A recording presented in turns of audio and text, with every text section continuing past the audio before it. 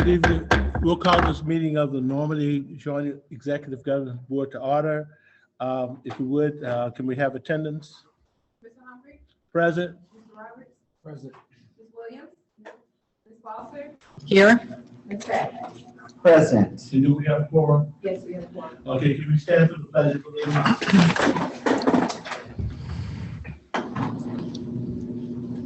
I pledge allegiance To the flag of the United States of America, and to the republic for which it stands, one nation, under God, indivisible, with liberty and justice for all.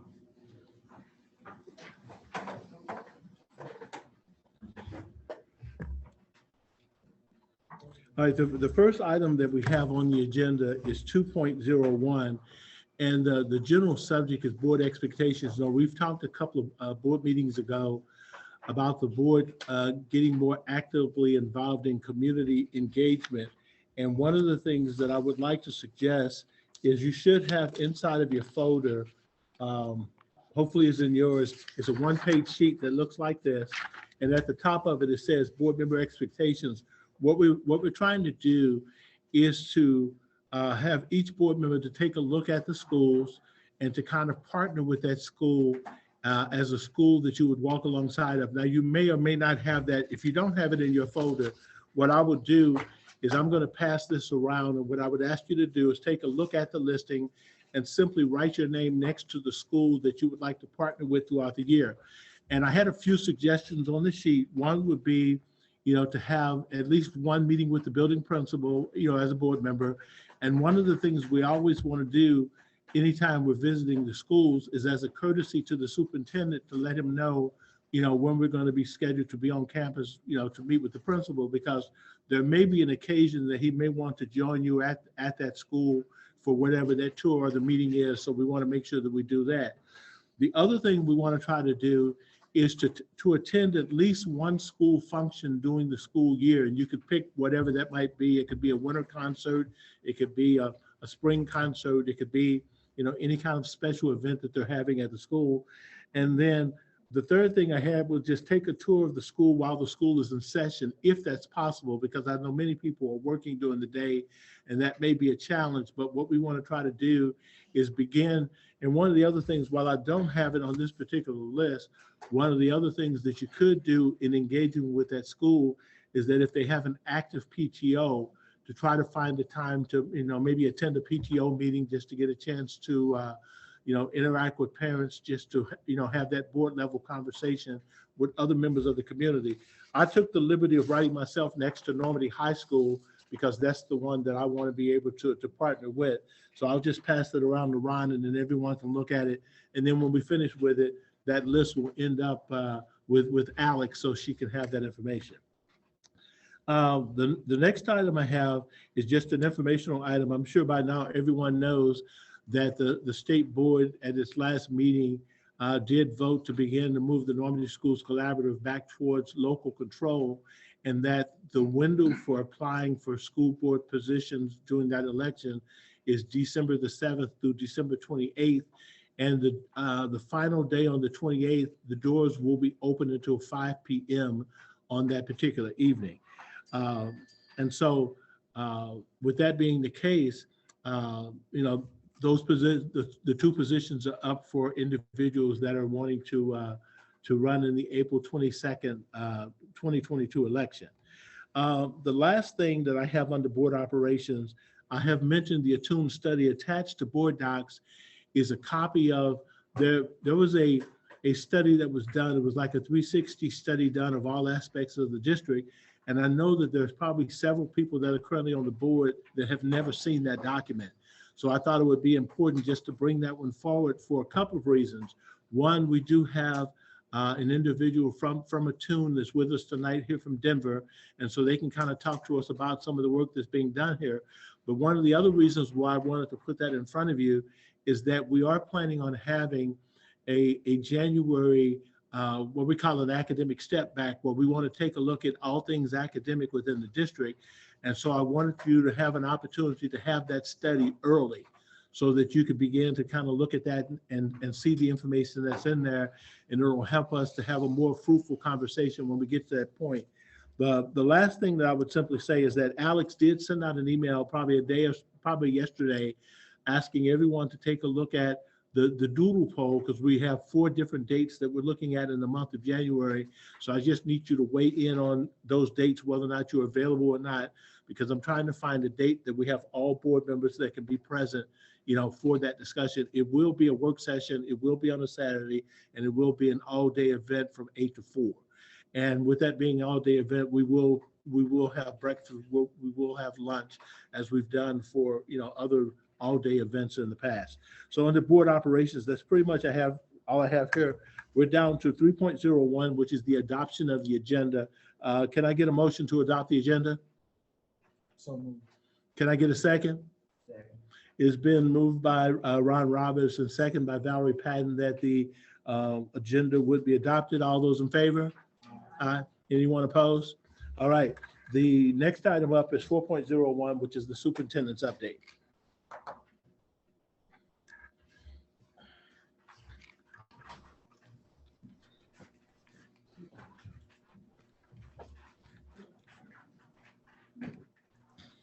Mhm.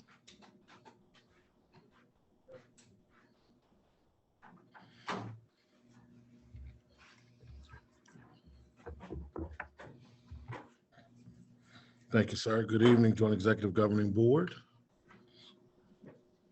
Good evening. Before I begin, I want to express my sincere appreciation for the more than 50 alums who showed up at Normandy High School last night, representing classes from the 1960s through the 2000s. We had 5 decades of Normandy alumni who showed up to talk about how they can be supportive and how they can be part of transformation, ways in which they can get involved, ways in which they can contribute, and ways in which they could move the ball forward. And so it was a great night for our schools collaborative, and I'm excited about what that's going to mean for them in the future.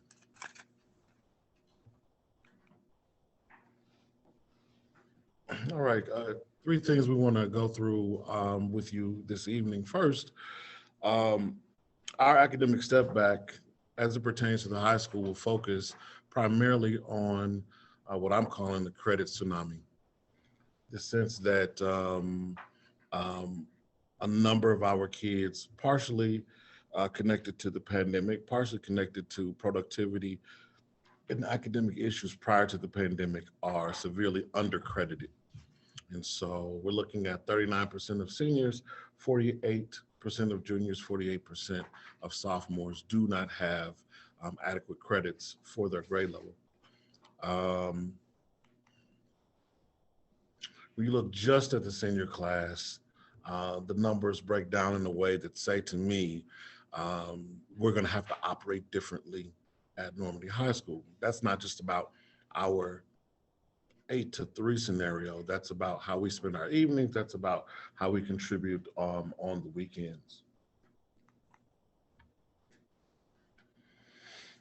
We'll go past senior attendance and think about the current intervention strategies. Our counselors are meeting with students and their parents and reviewing transcripts.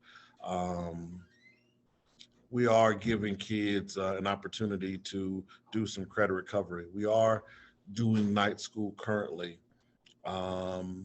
We are alerting senior parents to graduation status. We're doing some peer-to-peer tutoring. Counselors assigning students to a staff member who's going to check in with them weekly to discuss and monitor their progress. Again, this is not about their real-time learning. This is about the credits they didn't acquire in previous semesters.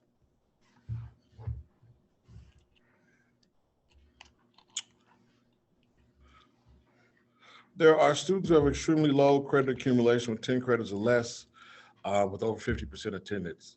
It says to me that prior to the pandemic, maybe because of the pandemic, we have kids who are used to coming to school and not being productive. without any serious intervention about that lack of productivity. There is this sense that if you just show up, then eventually you graduate. I would say, given our graduation rate for the last 4 or 5 years, that has been primarily true. As we've seen a decline in overall academic performance based on standards, we saw an increase in graduation rates, which says to me that there's a disconnect. How is it possible that our kids are continuing to struggle academically, yet they're graduating in greater numbers? And so I know Dr. Douglas and her team have been trying to do an investigation into how kids were not getting proficiency, but somehow getting credits. What led to that credit inflation? Certainly, I think we've stopped that credit inflation. We're no longer just handing kids credits from taking a test. But it does mean that if we expect these kids to authentically gather this information, then we're going to have to be exposed in a much different way. And so Dr. Douglas and her team put together a task force to try to address this issue. We're going to have to open their doors at 7. We're going to have to leave them open to 7 or 8 o'clock at night to give kids multiple bites to apple. We're going to have to open the doors on Saturday. We don't love it, but we may have to open the doors on Sunday. Whatever it takes to help kids to cross that line and to get the information that they didn't get the first time through.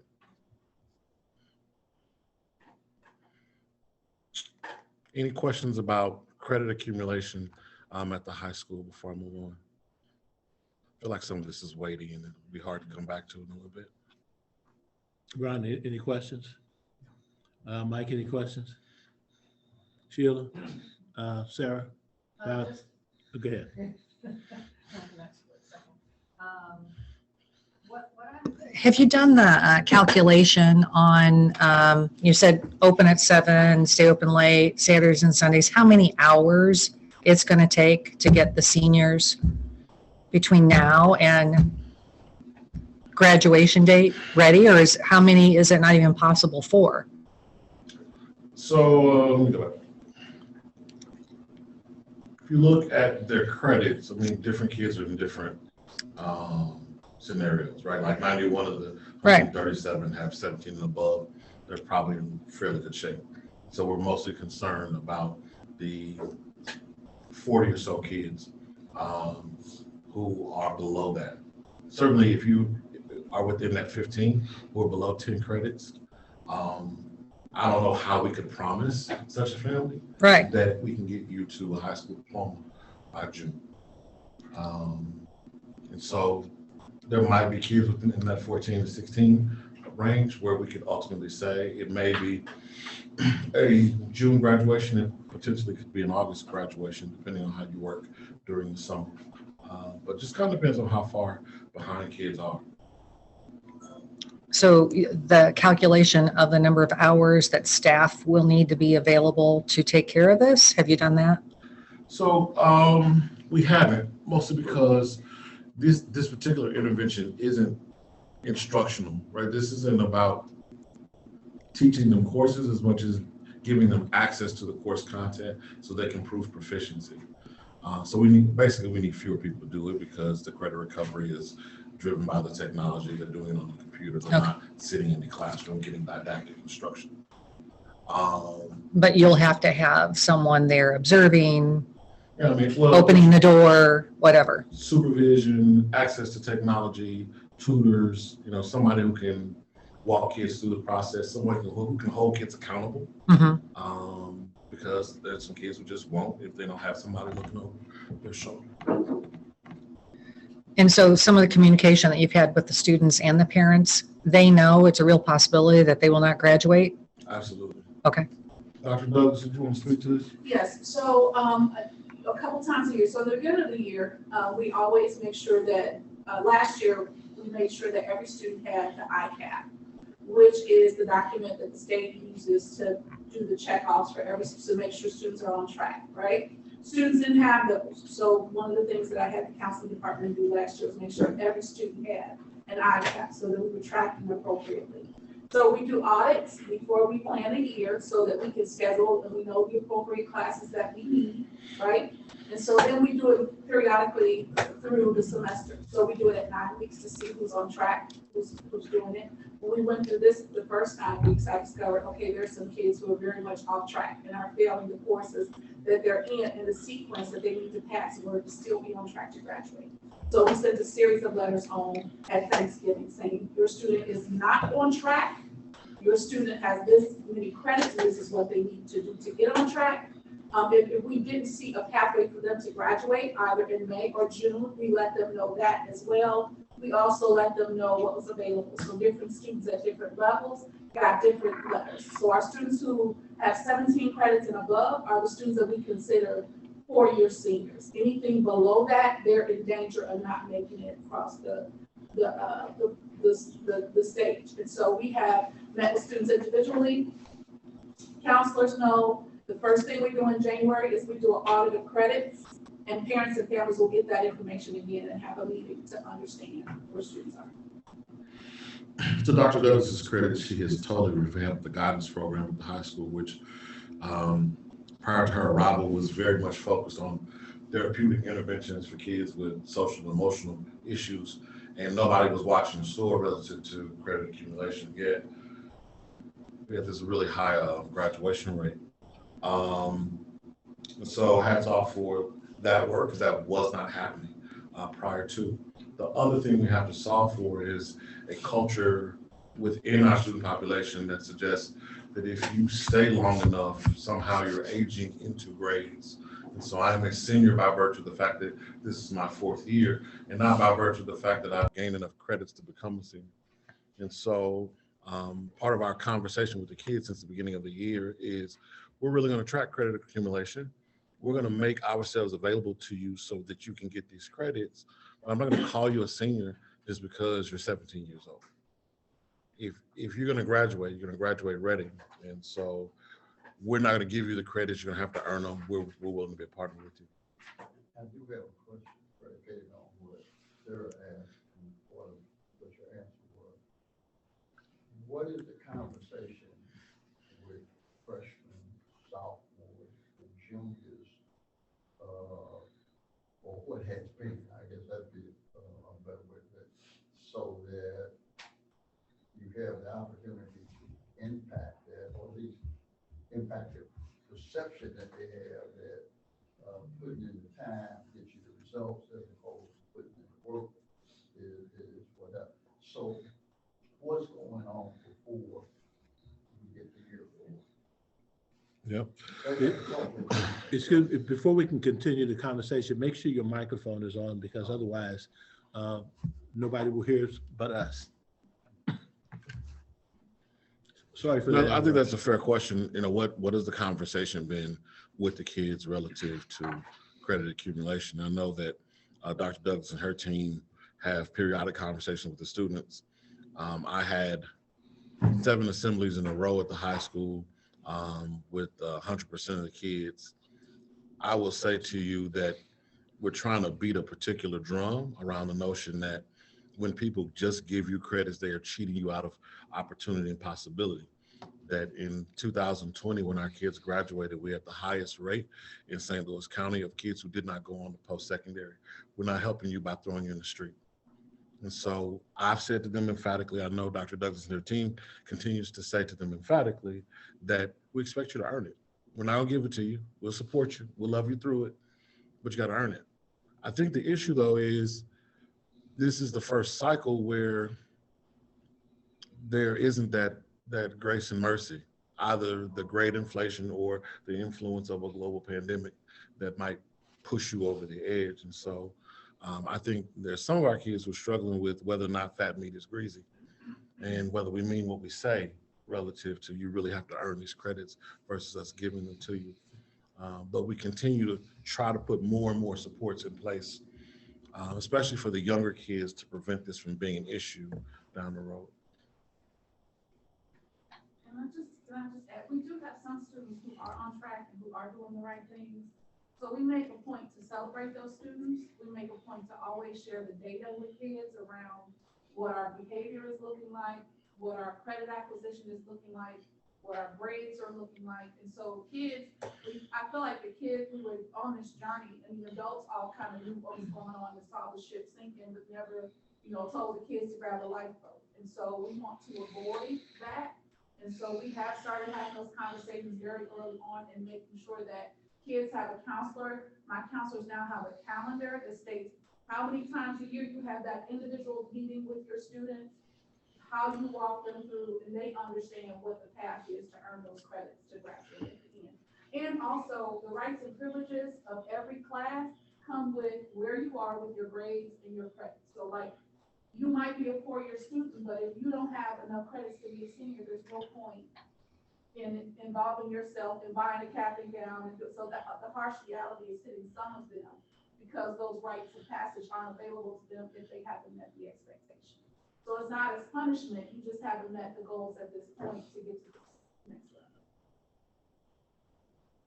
Val, did you have any questions? So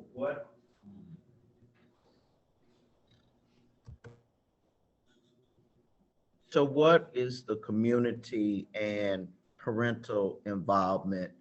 Because you're talking about 14 to 18-year-olds, and really how much are they gonna really do? So, So this is not no discredit to administration, but this is not just a in-building problem. This is a larger problem, and I really don't want to call it a problem, but that's the only word coming to my mind right now. On how do you get a synergistic involvement into making sure that the students are successful. And that is because it's a representative not only of the institution, but the individuals within the institution. Yeah. I think everyone is kind of getting a wake-up call.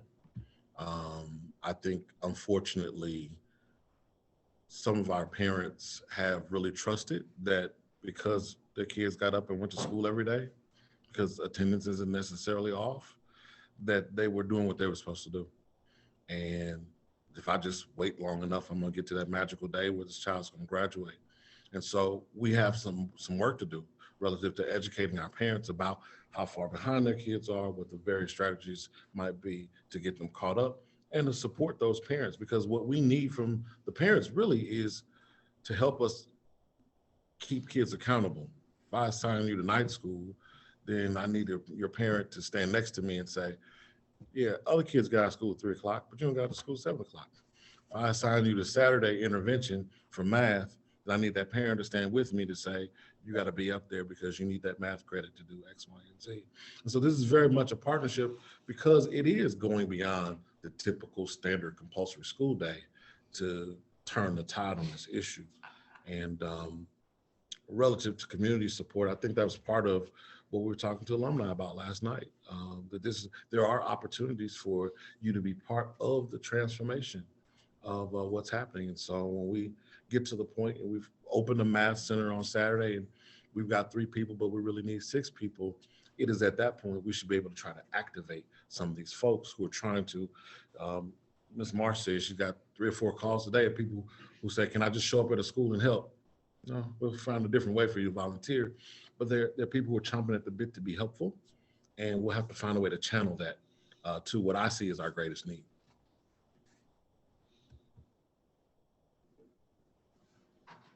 Well, I think one of the things is, as we have the conversation, I think Valerie brought up a good point around how do we engage the rest of the community, because we've been having some conversations with kids and at the high school level, but I think we need to be more intentional and start to schedule some community conversations with parents around this issue, because I've often said, the most simplistic approach is to show up in the life of your child.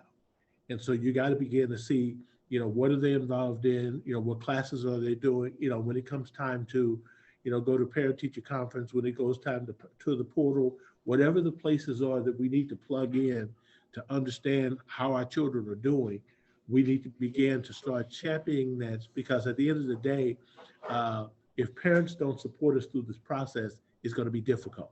And so we need to be more intentional around how we're communicating to parents. I know the letters going home is one thing, but there's also another thing when you're looking face to face, sitting in Viking Hall, having a conversation with a group of parents about here's the reality of. And so I think we just need to ratchet up that communication just a level, just a notch, so we can begin to have those more, they're not courageous conversations, but they're conversations that need to be had, because I think a lot of times folks have been depending on social promotion, and where we are right now, that's not going to get it. Any other questions before the superintendent moves on with his information? You may continue, sir. Thank you, sir. I'm sorry, go ahead. Just one comment. Is your mic on? Yeah, I got it on. Okay. Thanks. I just want to comment relative to what you just said, that maybe one of the things we should think about is a process for parents to understand what it means to now have a child that's going to the next level. You knew what grade school was like, but I'll say this is your first child going to high school. To tell you, and it's like as you go through life, whatever got you there won't keep you there. And we seem to everybody presume a lot of things that are no longer facts and evidence. And that maybe to get that support, we just got to go the extra step to tell people exactly what it is to have a kid in high school and what it'll mean for you and the child over the next 4 years. And this is what you can expect in year one, what you can expect in year two. This is what you'll have to do.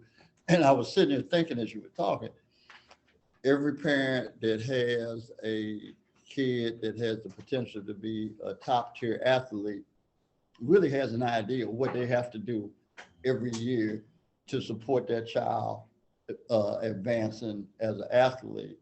And a lot of parents, and most parents do it. I mean, they go the extra mile one way or the other to get that done, independent of economics and everything else. But if they don't know, even if they want to, they would not know where they expend their effort to be productive. So maybe we ought to think about what is it we want parents to do in support of children, and then create that program for them. Yeah, I mean, I think that's powerful. When we say to a football parent, we're going to run 2-a-day practices. Right. Even if I have to work, I make arrangements for my child to get to practice. We open weight rooms for training, and kids magically show up for their training. Because folks know the consequence. If you don't go to practice, if you don't train, you don't play. And I think we have to create the same set of circumstances around graduation. That hasn't been the case. But I do believe our parents and our families care about graduation. I do believe our kids care about graduation. And to your point, we shouldn't just assume that they know that pathway.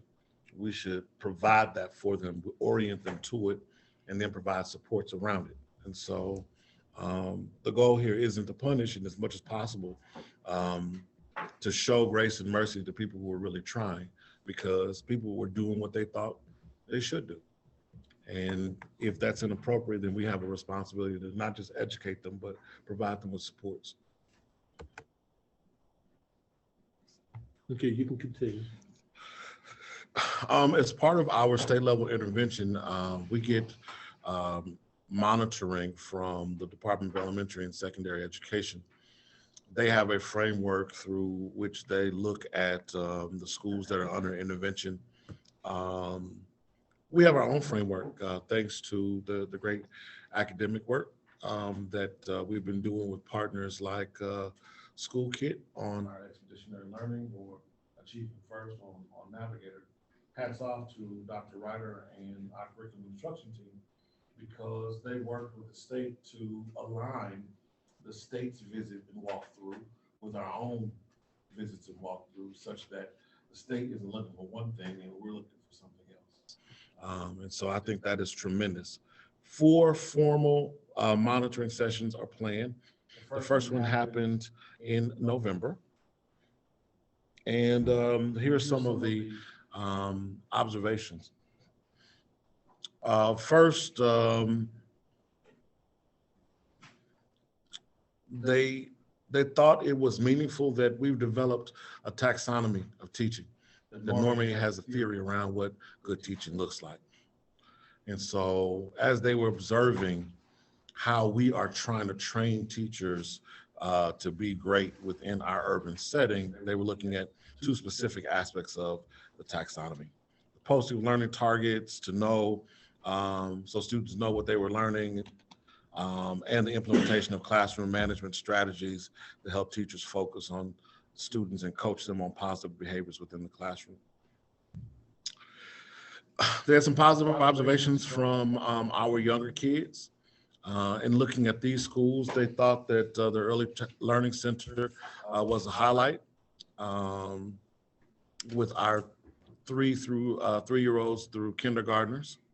They agreed that every teacher was using exemplary practices and helping students be engaged and even excited about the learning being observed at the ELC. The atmosphere of the building was orderly and peaceful.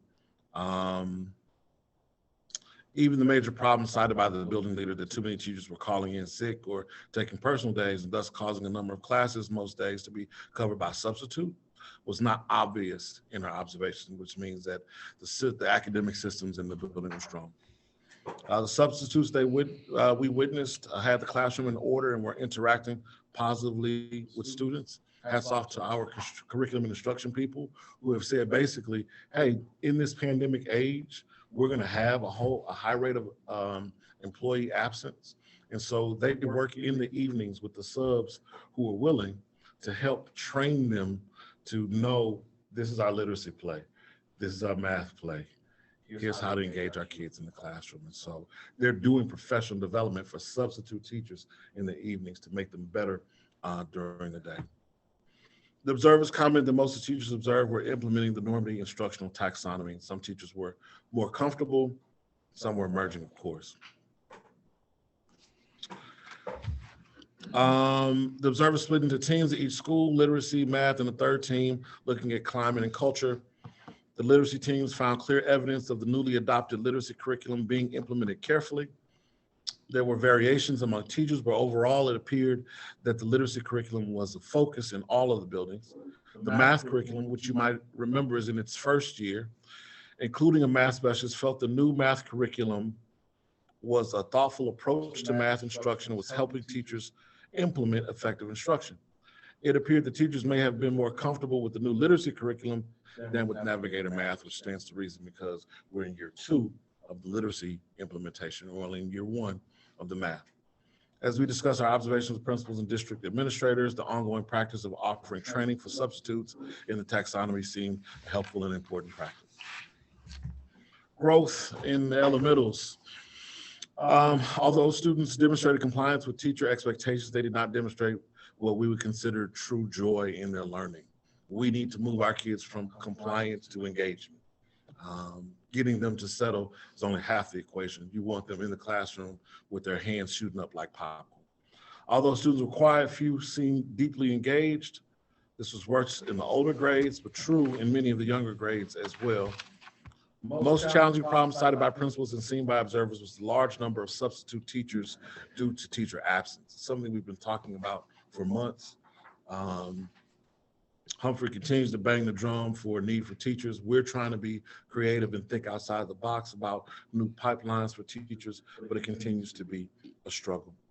These lessons by substitutes varied in quality, but did not measure up to the lessons by the full-time teachers. It would be helpful for the district to review the combined data from all the observations to get a clear sense of how much instruction is being lost due to teacher absenteeism. Observers expressed concern that the latest scores from already showed low achievement of students. The vast majority of students are achieving well below grade level. Early Learning Center, where students seem to be at grade level expectations. We'll talk about that a little bit when we get into iReady.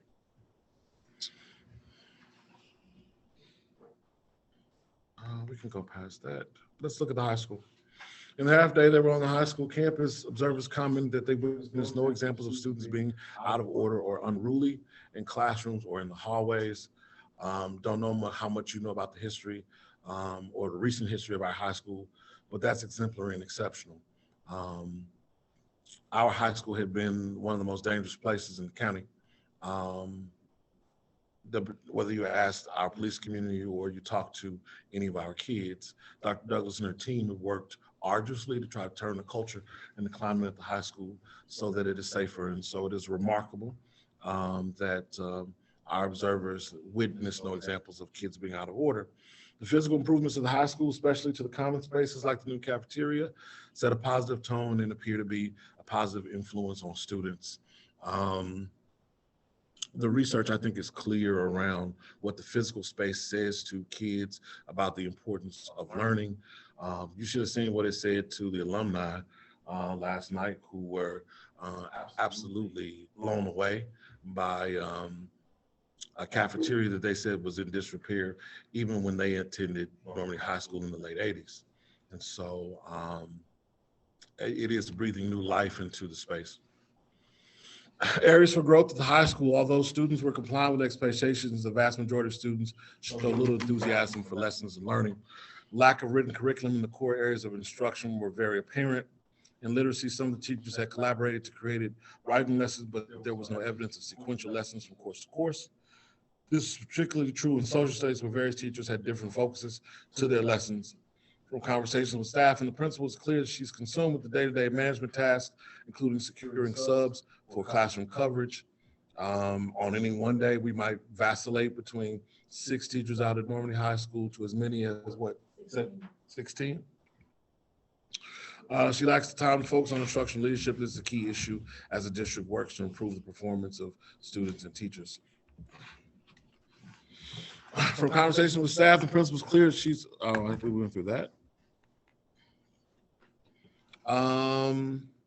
Observation in high school showed a variation in teacher effectiveness. Although a few really strong, well-organized teachers who had good interactions with students, many more classrooms where the lesson was not clearly focused and where teachers and students had minimal interactions. The observers commented that students were ready to engage and were hungry to learn, but the lessons did not engage them. Teachers could benefit from coaching on lesson design and classroom management. Need for the sequencing of math skills could be organized and assessed. Teachers need to create courses that emphasize key skills.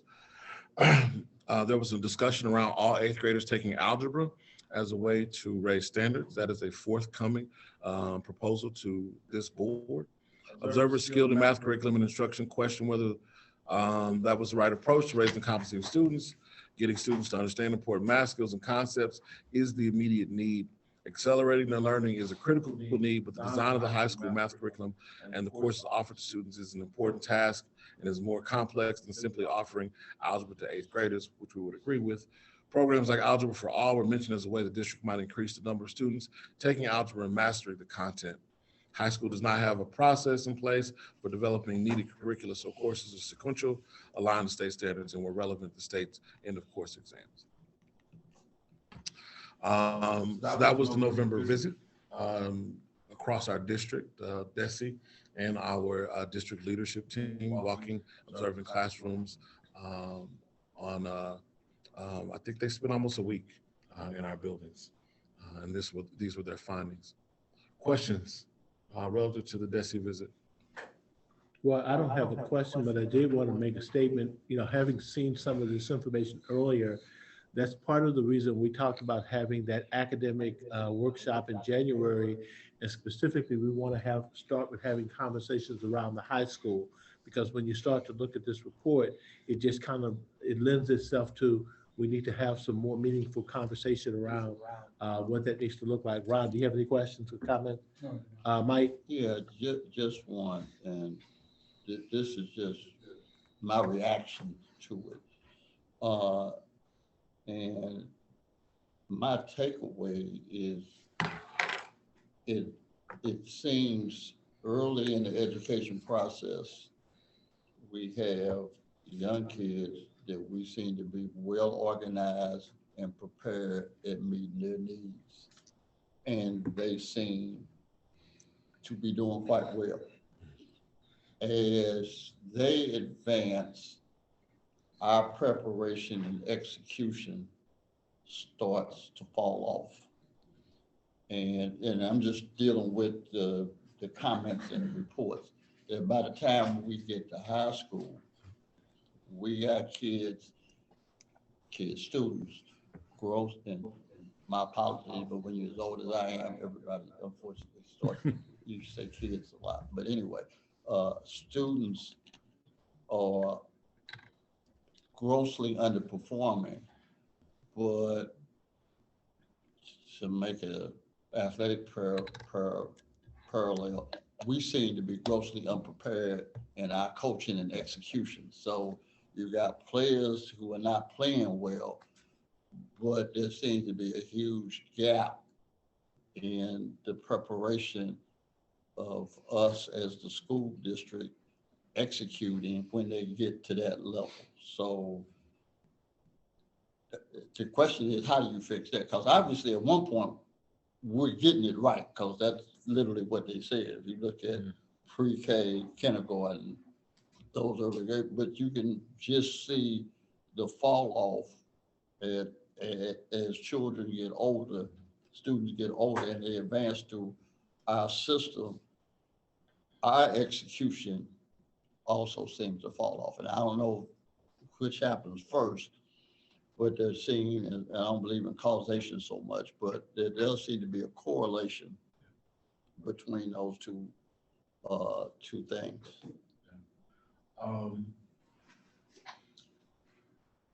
I would say it's a question of structure, which is to say, when you look at little kids, we teach them to do everything from how to put their clothes on in the morning to how to go to the bathroom. We had a visit sponsored by Senator Brian Williams and some members from the State Board of Education as part of a tour they were doing in St. Louis of various schools. And we were walking through the hallways of the Early Learning Center, and I noticed a little boy from about 50 paces see us in the way. He needed to get upstairs, and we were in his way. And so I could see him plotting in his mind how he was going to get to where he needed to get to without breaking the rules. I don't know what the rule is, but how they're supposed to move through the corridor and what side they're supposed to stand on and how they're supposed to walk. But I watched this young man intellectually engaged, trying to figure out how he was going to do that with all these big people in the way. They've got systems and structures. As kids age, there is a philosophy that they need fewer systems and structures, that the older they get, the more you take your hands off. And so, especially in a public school context, we let go of that. John Burroughs still assigns kids to a lunch table with an adult. They have to eat lunch with in middle school. But there are a lot of people who believe the older you get, the more independence you should have. And I would argue that for kids who are under-resourced, they can't afford that. We have to have systems and structures all the way through. And those systems and structures are not just about the deportment, how you behave. Those systems and structures are about how you do your homework on a nightly basis. How do you actually take notes? How do you organize your locker and the whole nine? And so what I found, and, certainly Alyssa having, been in more schools than even I have and in the larger system in Denver public schools, what I found that when you have a high poverty situation, you need a whole lot of hand holding relative to how kids move, how they make decisions.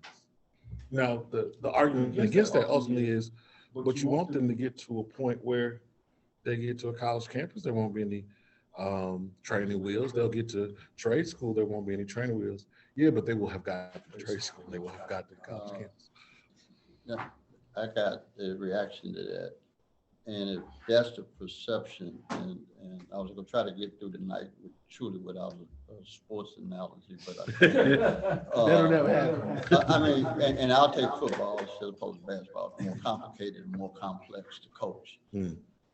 Nobody expects high school players to know what they're doing. You tell high school players what they're doing. Sometimes you tell them in no uncertain terms with absolutely no need for feedback. You get to college and you get a little bit more latitude. What you are describing is how you coach adults, grown men or grown women who play the sport for a living. And they're professional, you're professional as a coach, and we are now talking about our business. But nobody would coach high school players like they coach professional players and expect a positive outcome. Because nobody in high school has ever done this. They don't know how to do this.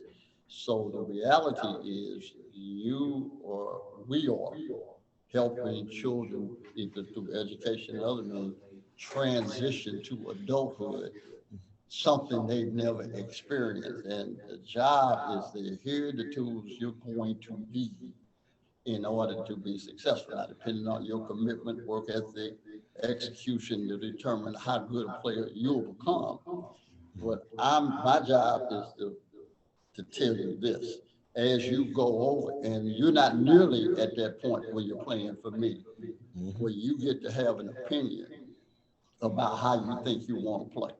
You get to college, you don't even get to decide what position you think you want to play. Somebody gave you a scholarship and then tell you what you go do. Okay, and that's real life.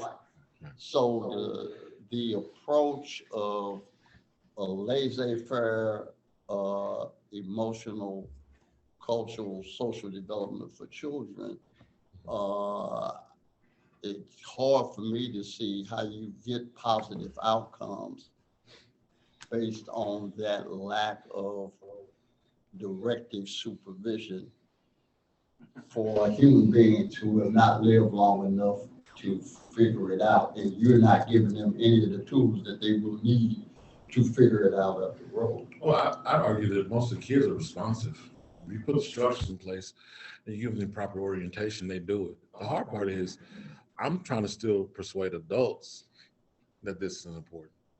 I went to a conference with my niece, about my great niece in the South Suburban School District, and they expected her as a sixth grader to completely manage a 7-period day across about a building a half-mile wide. And this is a child who has to take an hour-long ride to get to school. She's got an hour-long ride going home. And her mother works evenings. And so the expectation was you went from a 5th grade situation in a self-contained structured classroom with one teacher all day who helped you know exactly what you were supposed to do and when. Now to having 7 teachers, you're supposed to navigate that. Well, for the kids who live in the district and had parental supports, maybe parents who worked or don't work, that was okay. They found a way to get through that. My niece completely sank. And so I don't think we can live like affluent districts where kids have more significant supports. We are their supports. And so our 7th grade should feel structured. It should feel tight because our kids need more care and nurturing from us. We can't function like it's 1984 Normandy. We have to function like it's 2021 Normandy. This is the group of kids we have, and they need a tremendous amount of support from us. But that's hard because we have to find the adults who are willing to do that and not feel like either their quality of life has changed or their lives are being scripted in a way that makes them uncomfortable. And so we have the state saying to us, we see reliable execution across your elementals of this new program you put in. The place where you have more freedom, we see inconsistent rigor at your high school where there aren't greater guardrails. Well, the state is applauding us for having the structures down below, but those structures hurt. There are teachers who look at that literacy program that the state is saying, we're glad you got something. And even though the kids are struggling, it looks like the teachers are struggling a little bit with it. This is good. Some of our teachers feel like this is too scripted. I'm used to being able to do this my way. I don't appreciate people laying out this and this and this. And so part of, I think, our journey of transformation is accepting that we have a greater responsibility to provide structure to both our teaching community as well as our student community, because we can't be successful the other way. Any other comments or questions?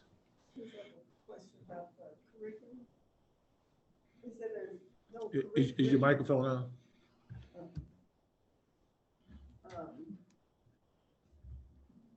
It said there's no written curriculum in some of the core areas at the high school.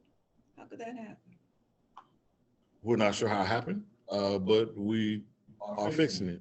Apparently, it's been that way for some time, but we have no evidence of it at the high school. We have no evidence of it here in central office, and that's something that we hope to start rectifying tonight with a new proposal around the high school graduation requirements. Dr. Douglas, you have textbooks that go back to when?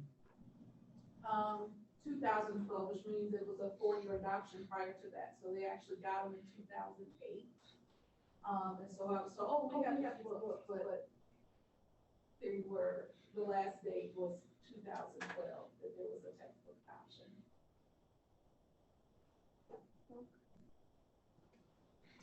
Oh, I know why that is. Yes, I do. I remember now.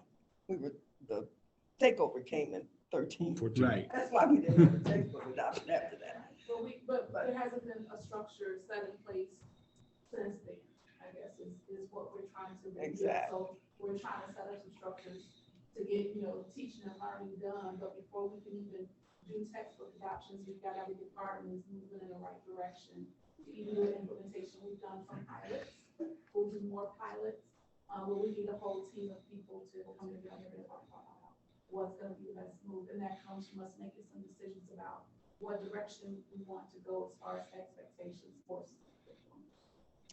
Yeah, given the level of structure that our kids need and how far we need to grow both the quality of our instructional practice from our teachers as well as our student outcomes, we can't afford to be a comprehensive high school that, maybe 20 years ago offered 4 or 5 different programs and pathways. Normandy has to make some decisions about what we expect at the end. Let's just say, for instance, it is Algebra 2. We know that we want every kid who graduates from Normandy to have crossed the stage with at least competency in Algebra 2. We can then back map that all the way down to the 3-year-olds and helps us understand clearly what our benchmarks need to be along the way as kids are growing toward that. And so what the high school team will propose tonight is setting those benchmarks. Once we set those benchmarks for the class of 27, it helps us, A, to understand what it takes to get to that higher bar, but B, it helps us to understand what the fix needs to be for the classes of 26 and younger who are still coming through the pipeline, who won't have had the opportunity to experience that more rigorous curriculum or rigorous preparation coming through. And so there's sort of a both and we're trying to work on. And the first question to answer is, what do we think the ultimate bar should be for this community? Okay. I thought right before few years ago, I thought we were writing all kinds of curriculum. So I don't know what happened. Everything should have been in place. So I don't know. Anyway, go on. That's all I had relative to the DESE visit. And I want to apologize that I am more ambitious than I should be, because I forget that I'm at middle age and I cannot see well. But I wanted to update you relative to our strategic plan. That information is before you. I won't try to make you read something that I cannot read. But as a staff, we've gone through to give a sense for the 2021 milestones that we hit, where we think we are progress-wise with the 21-22 milestones. If you look straight across that spreadsheet, you'll see the person responsible for that particular priority, and whether it's in progress, whether it's complete, or whether it is not yet started. So I will come back to you at our next meeting with something that you can actually read and that I can actually read and that we can actually talk about. but I fear that this might be a little hard to digest tonight. So I beg your indulgence.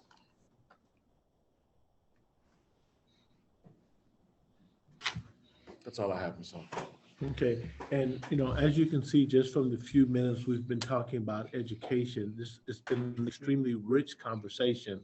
And that's the reason why we need to be extremely intentional when we get to January, that we take as much time as we need to discuss and help to understand as a board, what is the vision for education that we see for the district, and then to be able to communicate that to the administration to implement it. So with that being said, I'm not going to talk a lot. I'm going to continue to move us on the agenda. One of the things I do want to do, we're now down to a consent agenda, but before we approve the consent agenda, item number 5.02, which is personnel actions, I would ask if you would give me a motion to move that from consent agenda to move that into executive session, because there's some additional conversation we need to have around an item that's listed within that. So can I get a motion to move that to executive session? Can I get a second? Second. It's been properly moved and second that item 5.02, which is personnel actions, will move into executive session. All those in favor? Aye. Anyone contrary? At this point, we have the items that are listed on the consent agenda, which start at 5.01, skipping 2, and we go all the way down through item 514. I would ask for a motion to approve the consent agenda. So moved. Second. Okay, Sheila Williams moved it and Mike Jones seconded. Is there any discussion on the motion? All those in favor? Aye. Anyone contrary? All right. We're now down to the 7.01, which is the financial audit. Good evening, everyone. Good evening.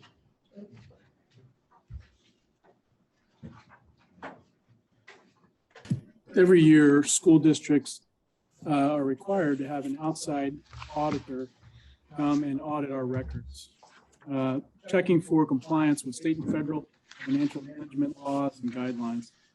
They look at a lot of things. They look at how we manage our debt, our budget, bus and transportation mileage, core data and attendance data, our calendar, how we do procurement, purchasing, payroll, major capital purchases and agreements. This year, there were no findings, no items of non-compliance, and no deficiencies of internal control. So I had a good solid year in that regard. In order to have no findings, I want to recognize the work of some folks. One is department heads and principals who have been following the financial procedures that we have been publishing and updating that are aligned with board policy and law. For individuals, we want to recognize Michelle Gaskin, who moved to the core data role, who was stepping in and learning, but still was able to transition well with attendance tracking. Benita Weaver and the transport team on tracking mileage for buses. Tracy Collins, the coordinator of payroll, who's been collaborating with human resources in a way that payroll and human resources haven't collaborated in prior years. We actually had some findings last year as a result of that challenge with collaboration, but we've been able to address that. Jamie Stinson in my office, who does payment processing. There's a lot of steps. Sometimes that can be frustrating for folks. We are looking to streamline it so we can try to be a 21st century learning organization, so we can move faster and be sleek, not slick, sleek. But sometimes Slick could get you in trouble. Sometimes those extra steps are required for the internal controls to have the right permissions and approvals. And that's one of Jamie's jobs. Tawana Shaw, who does federal programs finance. We also support the non-public schools in our district by funneling federal money. There's a lot more recently with ESSER 2 and 3 and 1. Tawana Shaw leads that. And our coordinator of accounting, Jackie Nix, who oversees many of the financial banking and reconciliations. So that with those team members, we were able to have no findings this year. Presenting with us as a panelist, Brittany Wolfram. And Brittany, you should be able to share your screen, and let's make sure we can hear you as well. Can everybody hear me okay? It says host disabled participant screen sharing. Okay, we can hear you now, and they're about to get you so your screen can share. Okay.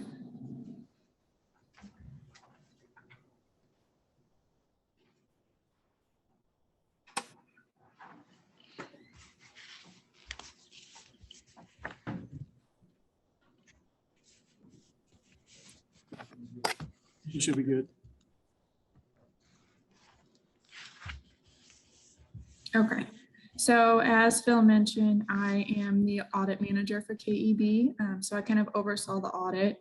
Rick, who is the audit partner, was unable to be here because he had another presentation. All these school district presentations wind up happening at once. So I just kind of wanted to go over the results of the audit. It is management's responsibility to prepare the financial statements in accordance with the modified cash basis of accounting.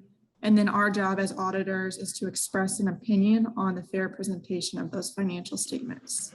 Is So that we as loud as it get? Sure. Yeah, I mean, it didn't seem loud enough to hear. You need me to speak louder? Everybody was a little over there. If we could make the screen, I'm reading bigger, that would be cool. Is your microphone loud? No, but your computer's like mine, right? You don't have that loud microphone.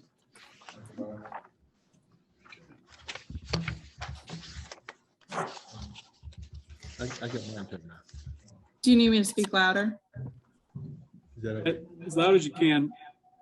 Okay. So we did perform our audit in accordance with 3 different auditing standards. So the first one was generally accepted auditing standards, government auditing standards, and then uniform guidance. We did issue an unmodified opinion on the financial statements. So this is also known as a clean opinion. It's the best opinion you can have. It is 3 different opinions, so this is the one you want. As Phil said, there was no findings. We did not have any issues. So the unmodified opinion is we believe that the financial statements are reported accurately. This is just a high-level summary of the ending fund balances for each fund for this year. So I wanted to point out that the operating funds were approximately 25.11%, which is an increase from last year. So your fund balance is going up, which is always good news. Operating funds consist of the general fund and the special revenue fund. So during our audit, we do test internal controls. We do not provide an opinion on them, but we test them to make sure there are proper controls in place and that they're functioning appropriately. During the test of controls, we did not identify any material weaknesses, and we did not know any significant deficiencies. So as far as our testing, it looks like our controls in place and they are functioning properly. So as part of our audit, we test compliance with grants, laws, regulations, and our testing, we did not note any issues with non-compliance. There are a few recommendations that we came across during our audit. They were not large amounts by any means, but we did note some of the actual expenditures within the funds did exceed the approved budget. It was only by a couple $1,000s. So we just recommend that either the board approve an amended budget in the future, or that you try to keep expenditures within budget. And then we also had a few unreconciled amounts on bank reconciliations. Again, this only amounted to a couple $1,000s. It netted to a very immaterial difference. It doesn't affect anything, but we just recommend digging into those and making sure everything ties out. So in addition to the financial statement audit, we also test federal programs.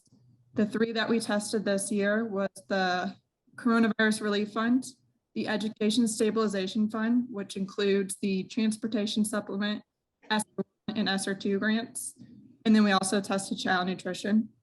So in our test of federal programs, we have to test at least 40% of all federal expenditures. And with these 3 grants, we did meet our coverage. During our testing, we noted no issues, so we did issue an unmodified or a clean opinion. There was no material weaknesses in internal controls, and we had no significant deficiencies. So, like I said, we did test 40%, and this is because the collaborative does not qualify as a low-risk auditee. It's bad with the collaborative, but because you operate on the cash basis of accounting instead of accrual, we have test more expenditures. So this is consistent with most districts in Missouri. In addition to the other 2 opinions we released, we also tested state compliance. So for state compliance, we do test budgetary and disbursement procedures, That's how we noted that there were some expenditures that exceeded the budgeted expenditures.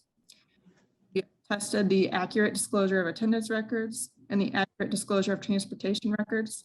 We did not note any issues in either of these three areas other than the small budgetary issue, but nothing worth disclosing, no findings, no deficiencies. We performed that test in accordance with attestation standards established by the AICPA. And again, we issued an unqualified or a clean opinion on that. So some other items were required to communicate to you. In financial statements, if you look at note 1, it does disclose the significant accounting policies by the collaborative. Not know any transactions during our audit that lacked authoritative guidance or consensus. New accounting policies adopted by the collaborative this year. The collaborative does report on the modified cash basis of accounting, so there's no significant estimates to disclose. The financial statement disclosures are neutral, consistent, and clear. We didn't have any disagreements with management during our audit. And then we did obtain a signed representation letter from them upon approval of the financial statements. And this is saying that they are taking responsibility and that they believe the financial statements are complete and accurate. As far as we know, management did not consult with any other independent accountants. We had no audit adjustments during our audit, either corrected or uncorrected. We did not know anything that needed to change. And then last, we just want to thank everybody, especially Phil and Jackie. They were very helpful to us. They got us everything we needed when we asked for it. They were very responsive. I know typically we present in November, so they worked with us to be able to present at this December board meeting. We're just very grateful for how welcoming and efficient everybody is. So with that, before the board goes for a vote, are there any questions? Yeah, just a couple. This is strictly a financial audit, right? As well as anything that's tied to money, whether it's attendance, calendar. It's basically making sure all the money adds up and you got receipts. We're following the right procedures. And so they're not looking at any of our processes in terms of internal controls or reporting, right? I'm asking. They do review our internal controls for every department every year and whether they've been updated or not. Their data checks often will lead to questions about internal, or sometimes may lead to questions about internal control if the data is off. So they'll check to see. But yeah, you're right. It's not a performance audit. Right. Per se. Okay. And so with that in mind, I'd like to raise a question, ask a question, raise an issue.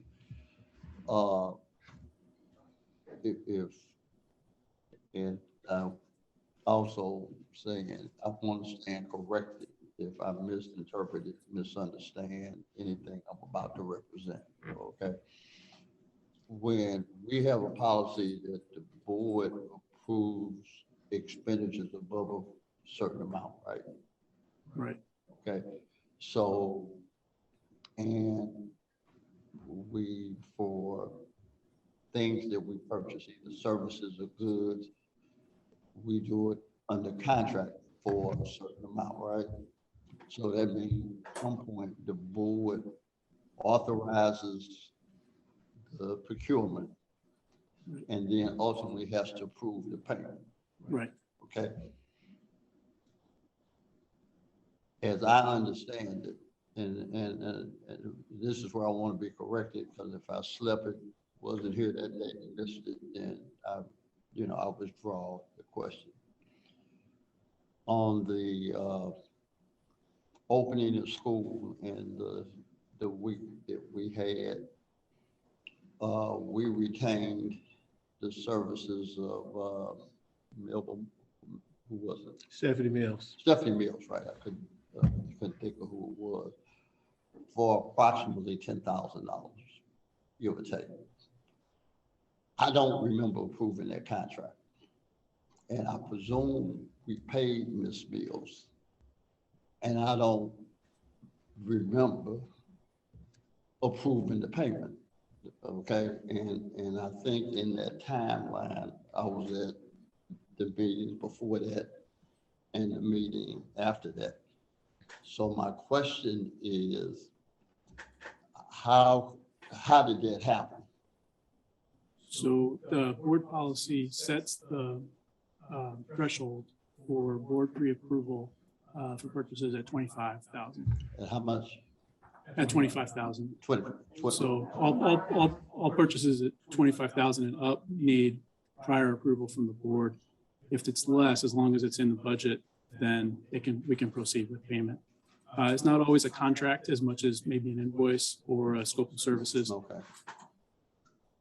So the threshold is 25,000. Right. Okay, then that's higher than I thought it was. Okay, so with that, I'll withdraw any further comment except to say that seems to be an awful high comment. I mean, given the amount of detailed, small things that we're overwhelmed with, spending up to $25,000 with no board approval, and we signing off on pencils and stuff like that on a regular basis seems to be a misalignment of our time and authority, and I'll just leave it at that. So. Any other comments, Ron? You have any questions or comments? Sheila? Sarah?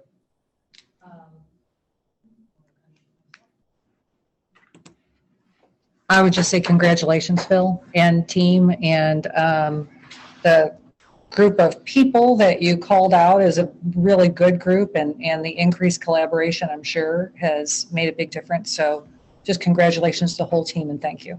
Thanks. We're excited to move to ADP coming up. That'll, Brittany mentioned 2 ways we can get a little bit better, and that'll address one of them. The other one where we spend a little bit more than the budget, that would basically be in June, revising the budget, trying to be as accurate as I could, but next time if I make it a little more conservative, we won't have that. I believe 25,000 is standard for MSBA, and I believe that the board would have the authority to change that as they see fit. One consequence of learning, it might be more special call meetings for lesser purchases for the board to consider. Valerie, any questions or comments? No. Okay. If we have no other questions or comments, can I get a motion? A motion to accept the financial audit? So moved. Can I get a second? Second. Who had the second? I heard 2 voices. Okay. It's been properly moved and second that the financial audit for 2021 would be approved. Any discussion on that motion? All those in favor? Aye. Anybody contrary? All right, the next item up we have is 8.01. The next 4 items are actually items for information. We have a representative from Attune that's meeting with us tonight, so I'm sure by way of introduction, she'll formally introduce herself and then she'll share with us the information that she has for us. Can I share a little bit about this lady and their work? Sure. Alyssa Whitehead Bust has a national reputation in school transformation. Beyond her degrees from Wesleyan and Harvard, she has herself been a school leader in the trenches in Colorado. She got to the rank of Chief Academic Officer and Chief of Innovation in Denver Public Schools, which is a system, very diverse system, high poverty of over 90,000 students, which is often held up as one of the systems to watch as it pertains to growth and transformation.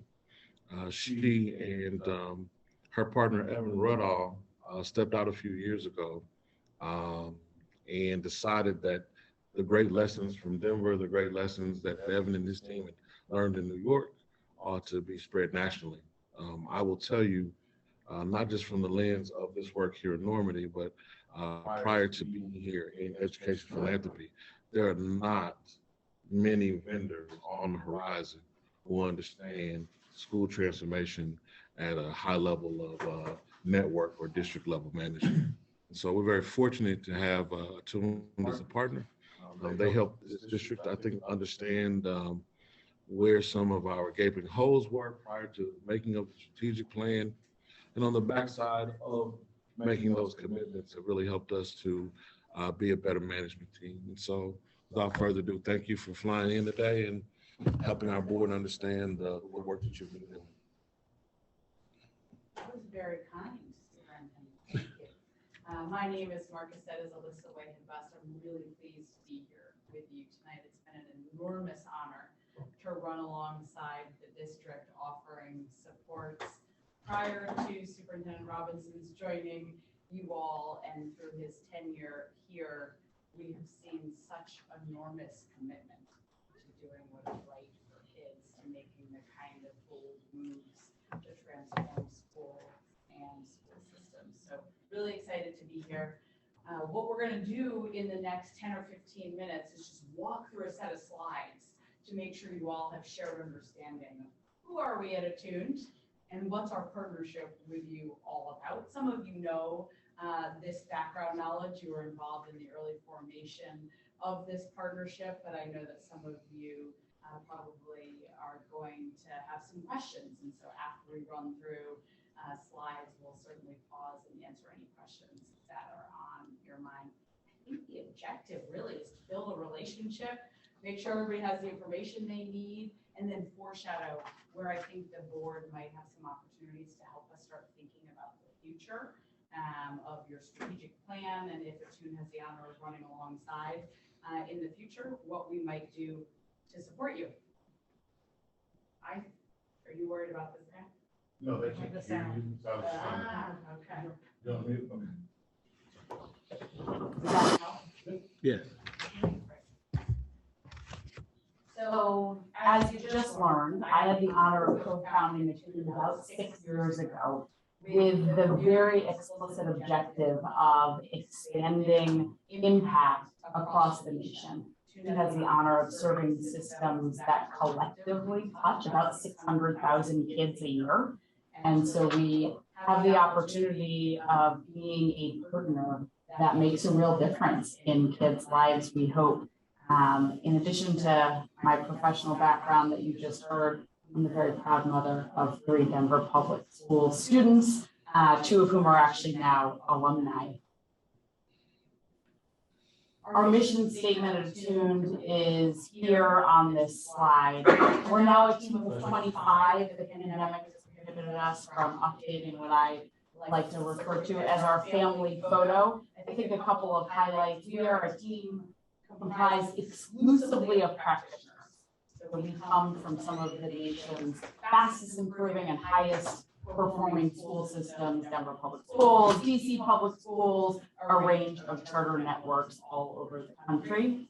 And while our mission tells you why we do our work, purpose of our organization, our diversity, equity, inclusivity, and anti-racism commitment shares a little bit about how we seek to show up in the work. We are a team deeply committed to trying to change outcomes for historically marginalized young people, students of color, students living in poverty. We've been able to differentiate ourselves in a couple of key ways. The thing I'm most proud of is that we're a team of practitioners. We don't think of ourselves as consultants. We think of ourselves as partners who've been in the trenches doing the work, who can now share ideas and lessons learned from our partners across the nation. I would also highlight on this slide our Net Promoter Score. For those of you not familiar with the Net Promoter Score, in essence, it's sort of an industry standard based on a question: to what degree would you recommend this organization to a colleague or a referral? And a score 50 or above is generally considered pretty high. Ours is a 71. So we have a large percentage of our partners unequivocally recommending us to others. I think relevant to our work here, the final thing I'd call out from this slide is that we really think about our services in a both and kind of way. We're named Attuned for a reason. We really want to be able to bridge across a number of historically perceived divides, to harmonize them, to attune them. And in this case, we had the opportunity of both supporting strategic planning, the visioning work at the beginning of this phase of your journey of transformation, and then subsequently last school year and into this school year, really sticking around to help with some of the boots on the ground kind of implementation work. We work, as I've already said, with systems all across the country. We do really seek to offer a continuum where we start with planning, ultimately not wanting to create plans that live on shelves, but plans that live in buildings in the lives of educators and young people. And that compels us to be alongside for implementation. Ultimately, progress monitoring, it sounds like you all are stepping back in January to do some high-level progress monitoring. We encourage organizations and support through development of scorecards and goals. We'll look at an example or two in a minute. We have 7 educators from the Attune team dedicated to providing support right now here in Normandy. These are folks who have content expertise in math and literacy, who have been school leaders, who have been principal managers and supervisors, and who have national expertise in student culture and social emotional learning and wellness. So we've dedicated a team of experts to you to help you with the work that you have underway. Through all of our engagements, we've codified a framework. It's going to feel familiar to a number of you who are engaged in the community council that we formed a couple of years back to start your strategic planning and visioning work. You probably have seen this slide now. Vice President Williams and Director Foster a dozen times or more. But in essence, this slide shares our premise of what is incorporated in a high quality plan. If you read this slide, on the left-hand margin, you'll see a set of questions that we think high quality plans ought to answer. And then on the right in those boxes, you'll see how we think answers to those questions get articulated. What kinds of deliverables do you need? From top to bottom, you go from the most abstract, why do we exist? What's our vision? What's our purpose? Down to the bottom, how do we align dollars to our ultimate aspirations? How do you resource a plan? And in the case of the collaborative, you all have asked and answered many of these questions in the strategic plan. That sounds like the font was too little for you all to read, but you would see in that plan tabs that in essence walk you through many of these boxes, and that's been part of the arc of our partnership here. When we first came together a few years back, it was to start a planning process in community conversation.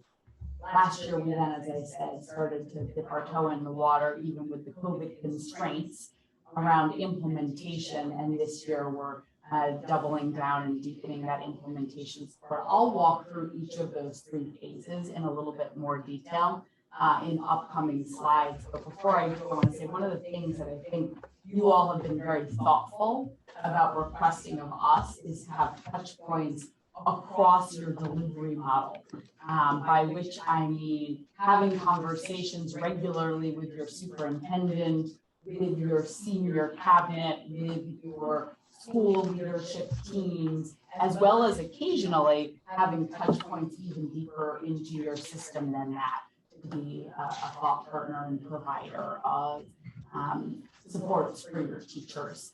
I think these 3 phases, from planning to implementation, working from your superintendent down to your classrooms, has helped you get some of the traction that you'll ultimately see in some of the upcoming slides. So rewind spring 2020, this board engaged us to come in and support an organizational diagnostic. I'll explain a tiny bit what that entailed and what we found in a moment, and to help either reaffirm, revise, or create afresh a number of vision level documents. Ultimately, that entailed a mission statement, a set of values, your own commitment to equity, a portrait of a graduate, and those documents were developed through lots of community input, surveys, focus groups, and then a community council that met very regularly to craft all of those deliverables. Ultimately, they guided the formation of a multi-year strategic plan. Your plan articulates a hypothesis on your priorities and bodies of work, initiatives we call them, through to 2024, and then ultimately started to set up the systems for implementation. The organizational diagnostic had us looking at performance data, reading constituent perspective garnered through surveys, and then in your case, because of the impact of COVID, looking at artifacts of instruction. We were not at that point able to spend time in your classrooms because of travel restrictions. That organizational diagnostic, it sounds like might have gotten uploaded to board docs for you to look back on, but you would hear a number of headlines in that organizational diagnostic that I think actually have been referenced tonight in some of your reports, that at that moment, systems and structures were really lacking to hold a consistent vision of excellence and to support consistent practice across student culture and wellness, teaching and learning, and adult development predominantly. Once we had that organizational diagnostic, we had conversations in the community that asked people to really grapple with the brutal facts, both the strengths that were popping in that organizational diagnostic, in your case, largely related to partnerships and engagement, and also to contend with aspirations for the future. I've already spoken to some of the deliverables that came out of that vision phase and that planning phase, which then segued into just setting the system up for support. What are some of the measurements that you want to put in place to hold yourselves accountable? What are some of the meeting structures you might want to put in place to make sure that you are continuing to have the right dialogues? The organizational diagnostic and the strategic plan are organized against a research-based framework. And attuned, we call this our essential practice framework.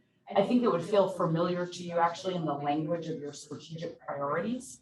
So your plan articulates 5 priorities and about 20 initiatives that are scoped over multiple years.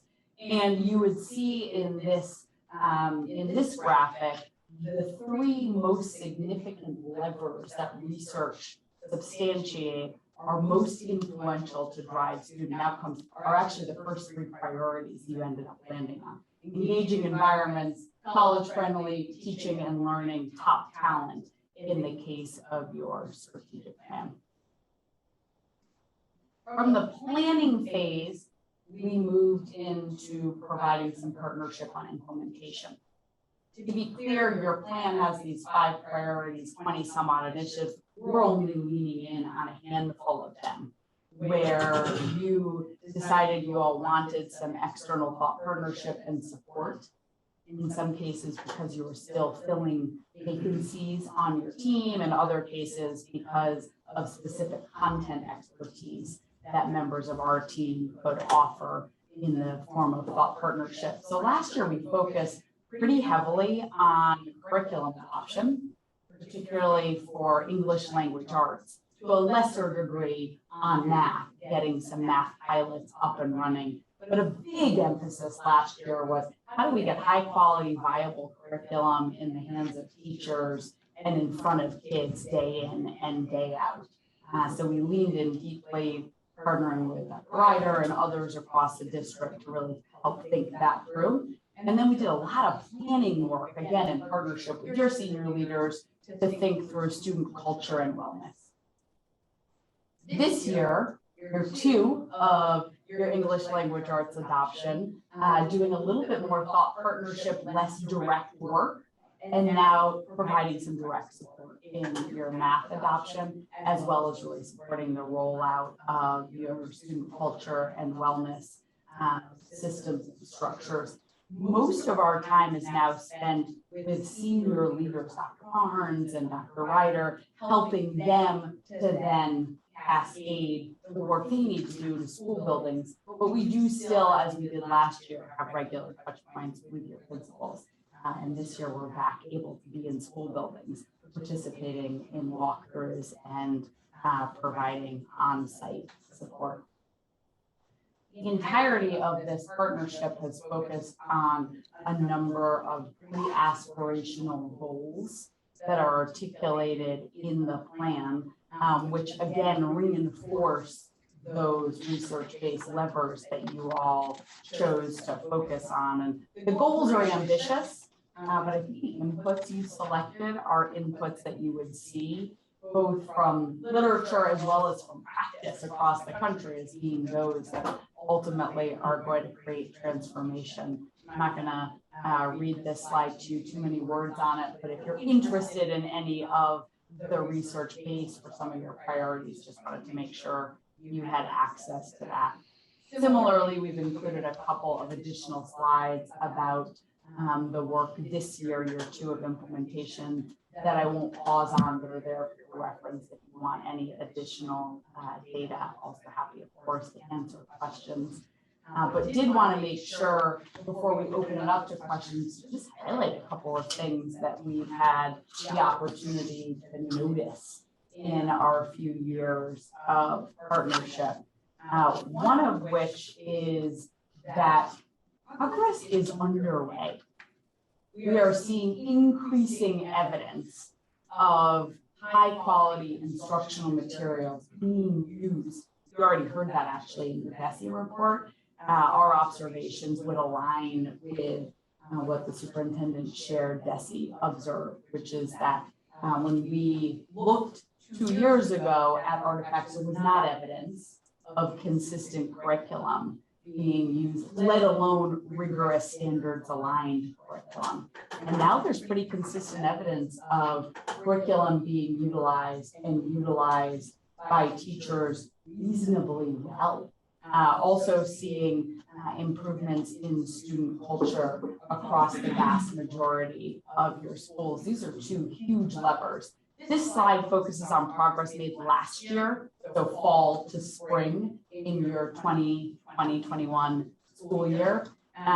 Still early in this school year, but we are seeing evidence of continued improvement in those domains of culture and rigor. We're also seeing the enduring systems start to take root. So the way we like to think about it is ultimately you want those bodies of work you've articulated in your plan to become part of the DNA of the organization. They just happen because that's the way we do things around here. And you're starting to see evidence of that in your coaching conversations, observations, and feedback.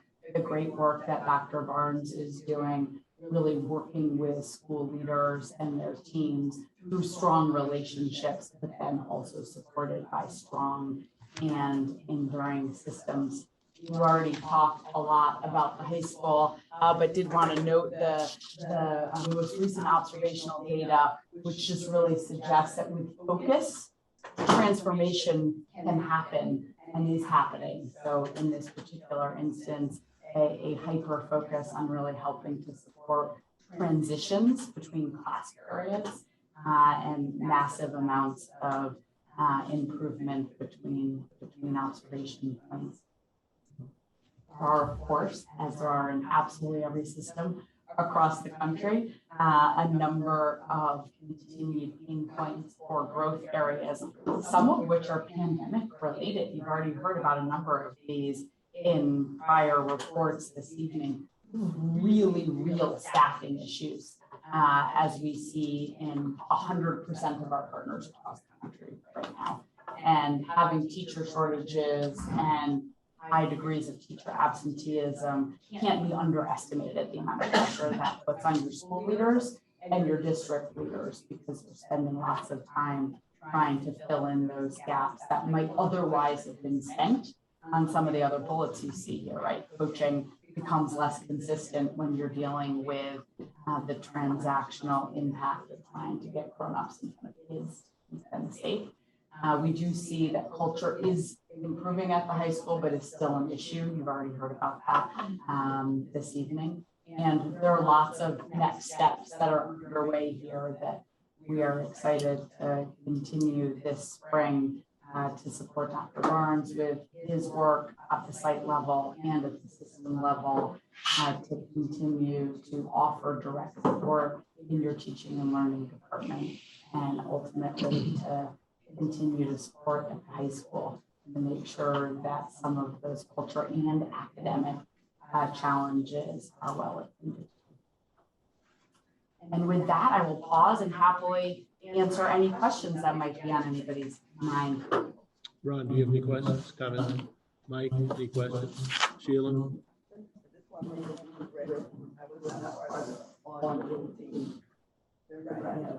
Saturday morning overview of the plan. Yes, thank you. Yeah, thank you. Nice to see you. Sure, any questions, comments? So as you look at what we've done since you first engaged with us, are there areas that you think we could put more emphasis on to, I guess, transform even more quickly? But is there something that jumps out to you that says, zero in on this? I know you've been coaching all along, but and there's only so many hours in the day, but what is there anything else we could do with additional support that could make a big difference? Mm-hmm. I think this high school curriculum piece is going to be a huge lever. The curriculum works in large books, as you know, on pre-K, right, within the adoptions. So I think that's going to be a huge lever. I would say one of the things that pops for me is just really thinking about change management and pace of change, particularly knowing how exhausted grown-ups are right now. Right. We're seeing not just here, but in the vast majority of our partnerships, that this year is harder than last year, even though seemingly we've come out the other side of the pandemic, right? We've got kids back in buildings, they're not on computers, et cetera, that folks are just exhausted. And I think that just means that there needs to be diligence in making sure that the change is ambitious, because kids deserve that. They only get kindergarten once or 12th grade once, et cetera, but also doable. Because I think ultimately, Sarah, we want to make sure that the change is sticky, that people internalize it deeply enough that it becomes part of their everyday practice. Mm-hmm. You know, it sort of felt like when we implemented the literacy program that there was pushback from the staff, from teachers, saying this is too much. And even the pandemic created a challenge for us in the 3 weeks of training that we offered before full implementation for the school year. Have we had the opportunity to get, I guess, be with teachers more in person and help them feel more comfortable? I mean, they were learning this as they were teaching it. You know, even though there were 3 weeks, there was a lot going on then. So is that, and you mentioned earlier that right now most of your time is spent with some of the senior leadership. And does your team still get with teachers to help them through this? Or is that a Dr. Barnes issue where that coaching, you know, he's got to set up this system? And when you say change management, who at Normandy is going to be leading that? So there were 5 questions in there, if you could answer them all. I'll do my best, but then I might need some help.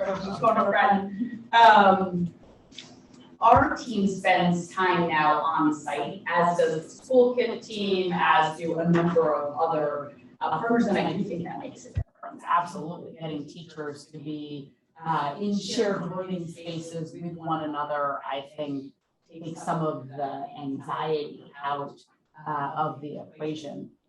So yes, to your first question, we do still come spend some time in schools, but it's largely to be a thought partner to your system level leaders. That said, we have had the opportunity of being part of the conversation that school kit's work to make sure there's alignment and coherence. Toolkit does much more of your direct to teacher training in English language arts, but we have the opportunity to be a thought partner so that it remains consistent with the goals, with the strategic plan, with the rest of the change being managed. And I hear in my conversation, personally, a lot of attention to change management and relationship building. I think that's something that your superintendent is particularly attuned to as in this system. But while you're attuned to it, whose daily job is that responsibility and making sure the pieces are all there around change management? I mean, I think it's a shared responsibility. I mean, ultimately, we did some staffing reconfiguration to empower principals to be leaders in the instructional lives of their schools in a way that they weren't previously. Our principals were bogged down with trying to manage through student culture issues. And we brought in a continuum of deans to manage the cultural life of the school so that the principals could really focus as it pertains to the instructional life of the school. We added Dr. Barnes' position in an effort to provide support to those principals who I would say 2 or 3 years ago, I had the impression they were kind of out on an island and were struggling to get anyone in the central office to really pay attention to some of the things that they were confronting. We also built out a whole continuum of support in both math and English through our curriculum and instruction department. So this way people were out not just observing and giving feedback on an English lesson, but really helping to unpack those lessons so that our teachers are better prepared. Really breaking those lessons and units down with those teachers. So I think there's a whole lot of relationship building that's happening to make some of this management sticky. Okay, thanks. Any questions or comments? Okay. I think one of the comments I had was that as I look at, I think this was a proposal from a tune August 3rd, 2021. And I know that as I looked at this, I think the fourth priority specifically talked about systems and school leadership advising. In particular, it talked about one of the deliverables being building the individual and collective capacity of the Normandy team to implement a strategic plan. And so I think right now, I think that's kind of where we are organizationally, being able to flip that lever to be able to have a good, clean sense of, where we are. Because one of the things I noticed from looking at the proposal, there's a set of data. Every time I look at it, I said, if this is the level that we're going to get to, we won't get there. And in particular, it says we'll triple the percentage of students reading and doing math on grade level from a baseline of 5% to 15%. That's nowhere close to being aggressive. And so what that says to me is that when we lean more into the strategic plan, we'll begin to address that kind of data and put numbers, because at a minimum, we need to be somewhat close to the state average. And so, so I think as we look at that point 4, as we lean into that, how we deal with that strategic plan, I think some of those kinds of things need to be addressed sooner rather than later. A very good segue to the final slide, which is, I do encourage this board to come back together. It has some new membership to look at that strategic plan and make sure it has your thumbprints on it, that it reflects the targets you think are ambitious and reasonable. That is part, in my mind, of strategy management, is pulling that strategic plan out at least annually at the board level, and making sure that it reflects your current state and your current aspirations. So, one potential idea is that we do some work together early in 22-23 to have some conversations, both individually with board members, to make sure if anything occurs to you between now and then, you have an opportunity to ask questions or push and probe, and then ultimately to do a step back so that you have the opportunity to refresh that plan moving forward. May I ask a question? Sure, go right ahead. Is your microphone on? Yes. Okay. On. I want to piggyback on what I think Sarah was alluding to, that there seems to be, or in this situation, compliance but no joy, right? have you experienced that in other places? And if you have, how did you get the joy back in? Such a good question. Such a good question.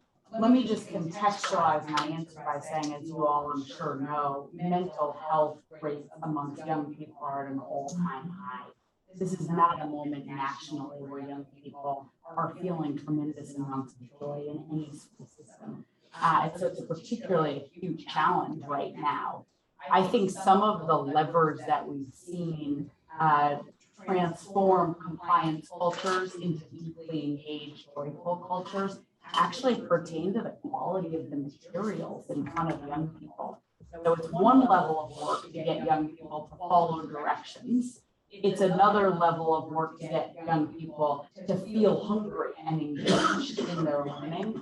And I think your DESE report used the language of starting to see some of that emerging hunger or something like that in the slide that the superintendent showed. I think part of that will get, it accelerates.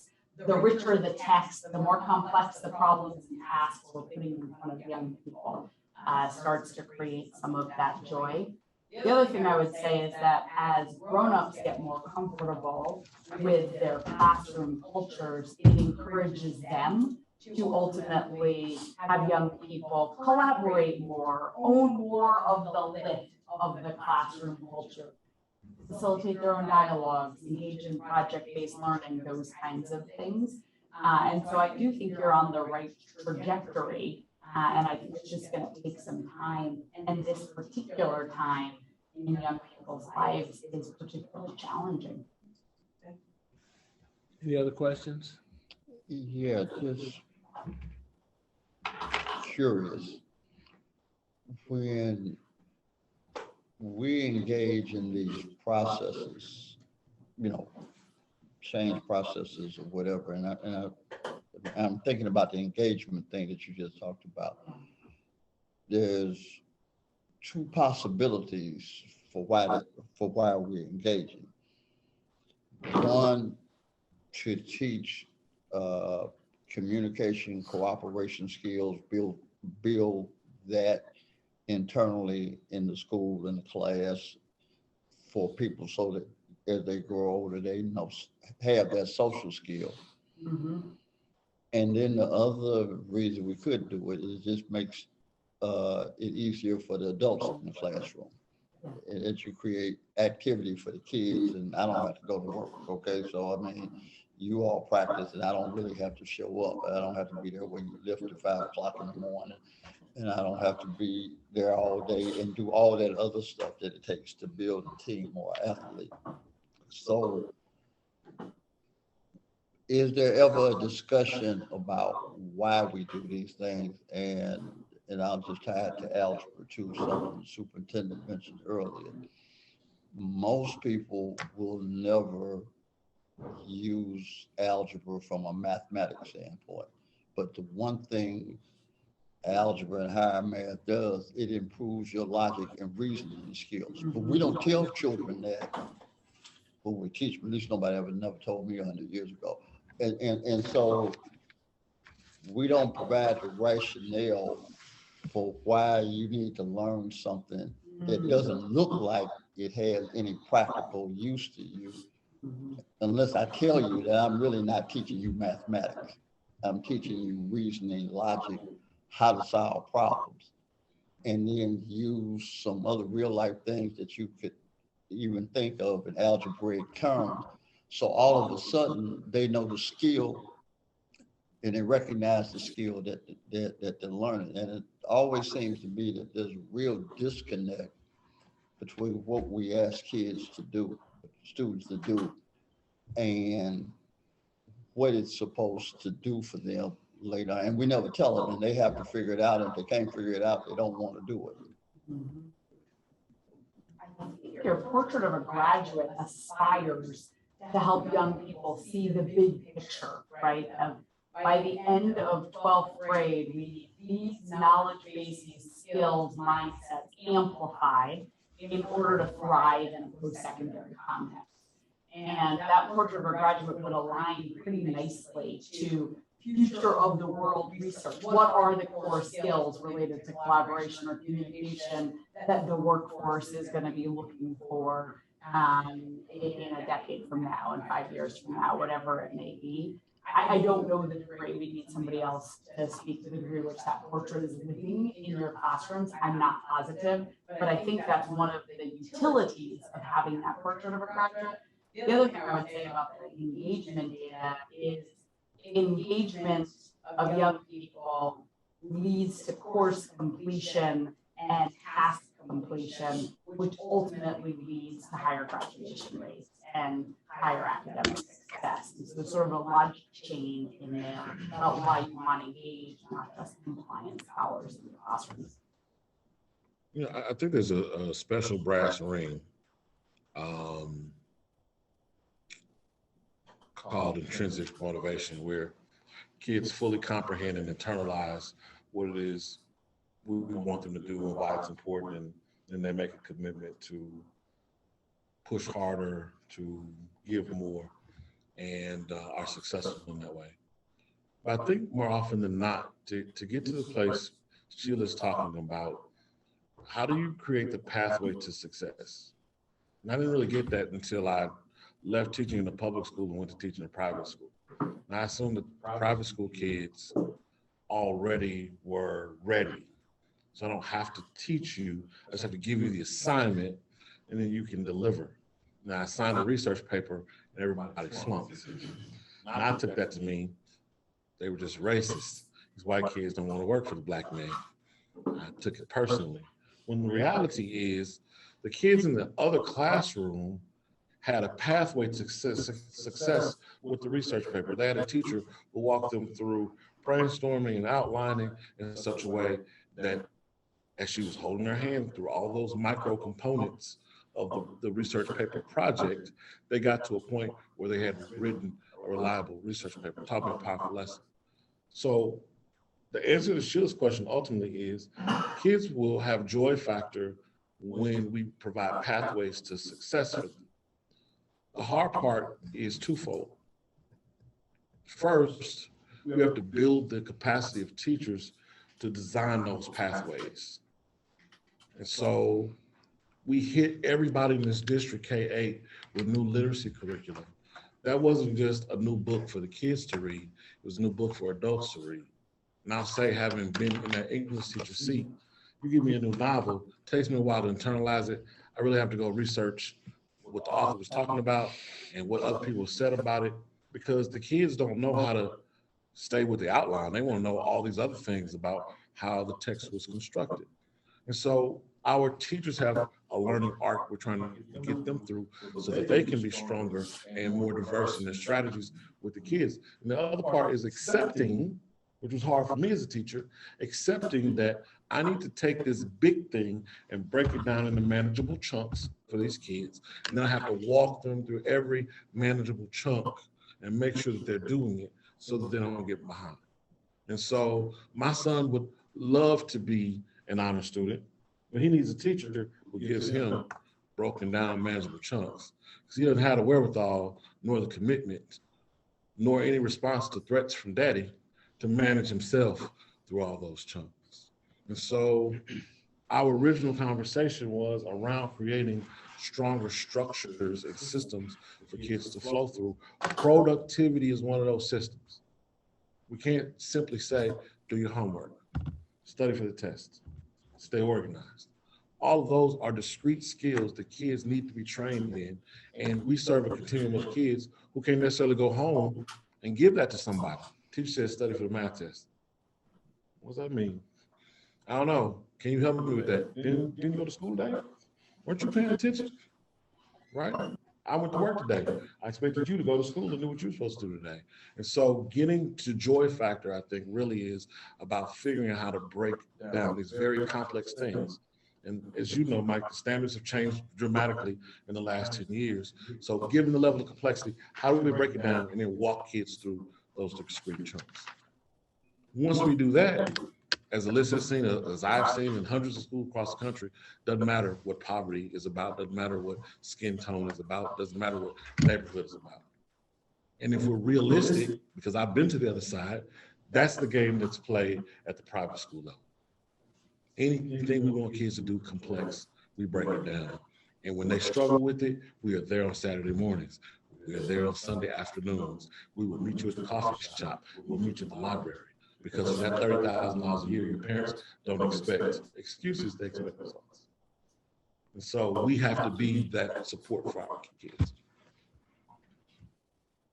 Other questions or comments?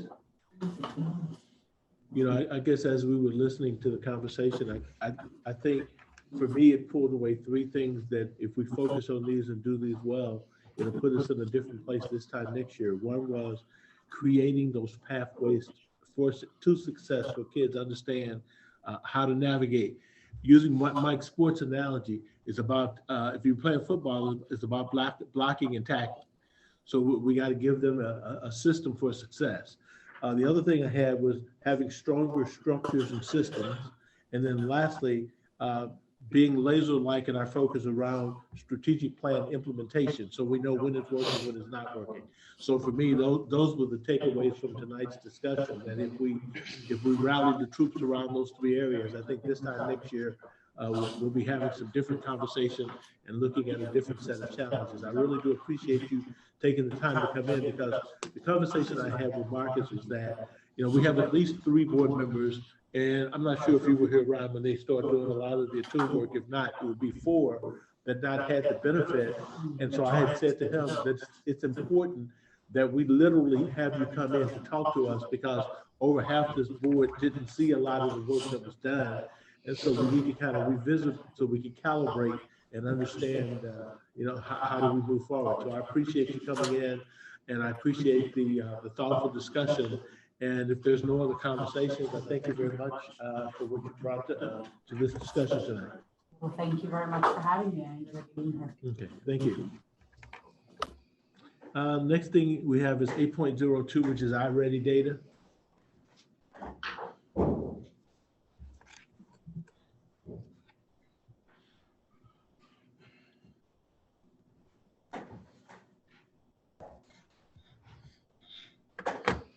All right. I want to share with you our formative assessment results from our first window. I want to apologize in advance. Dr. Ryder was going to give you these results and then had a medical emergency. We believe she's going to be okay, but we're praying for a speedy recovery and a swift return to the district. For those of you who don't know, iReady is a computer-based test that we give to our kids kindergarten through 8th in an effort to try to have a pulse check on where our kids are. I call it a Band-Aid because I do believe we need to get to a more sophisticated level of common formative assessment for all of our schools. And that common formative assessment needs to be articulated to a higher bar. We'll talk a little bit later about higher bar. But for the moment, this is the tool that we're using, both to see a picture of where our kids are, help us understand whether or not our kids are growing. We give this test 3 times a year. And then give us some insight on how we might intervene with kids who are struggling.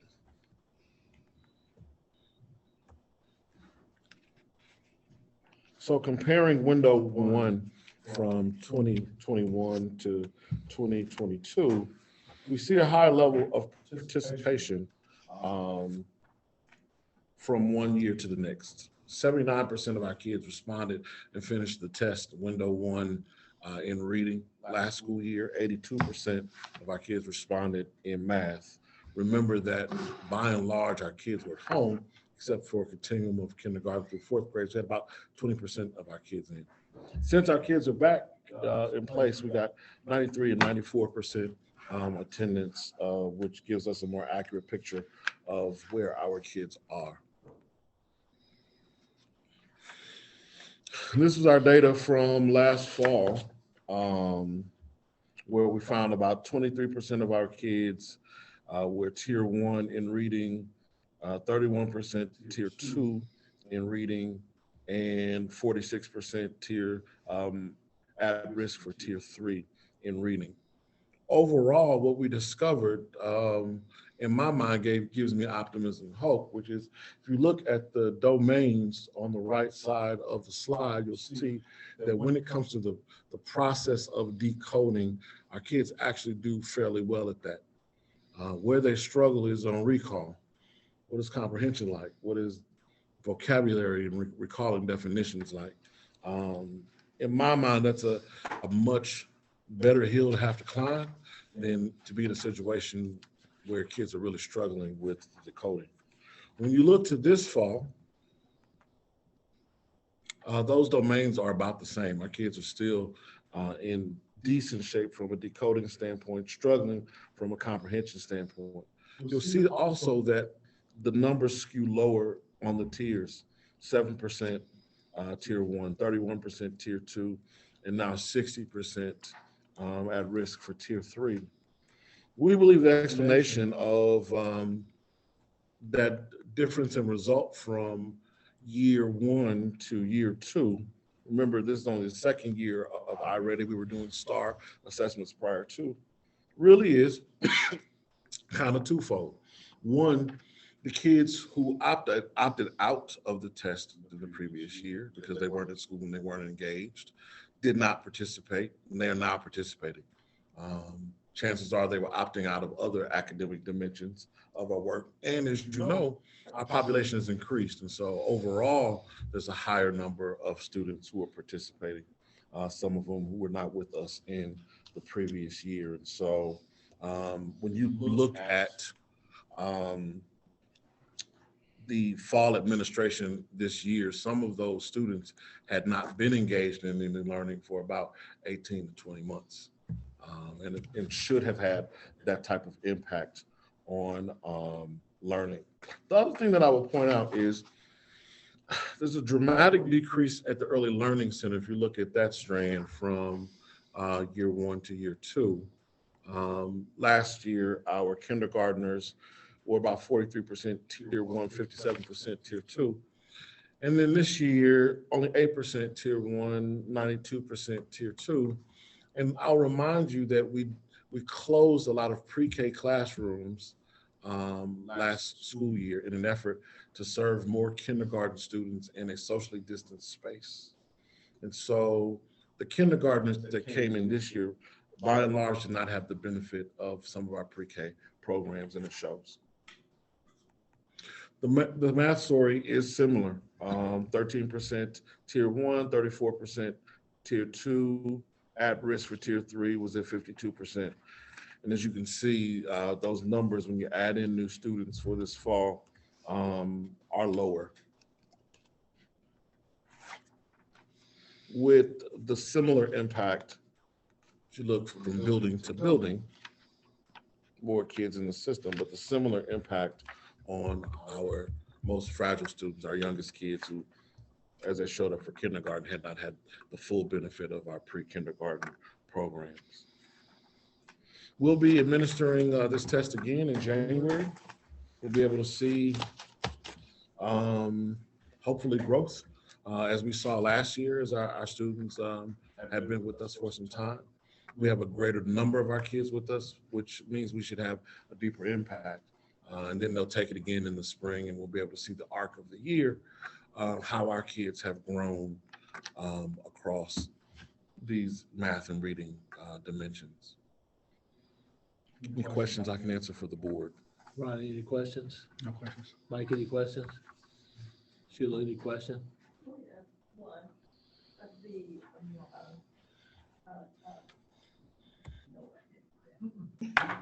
The comments you made around, I don't know whether they're assumptions or not. Do you have any data that says these children were new, these children did not participate in last year online, or do you have any data that says that? Or are those, assumptions because they sound right? Those are Mr. Robinson's rudimentary assumptions, okay. Not having the benefit of Dr. Ryder to go. Okay.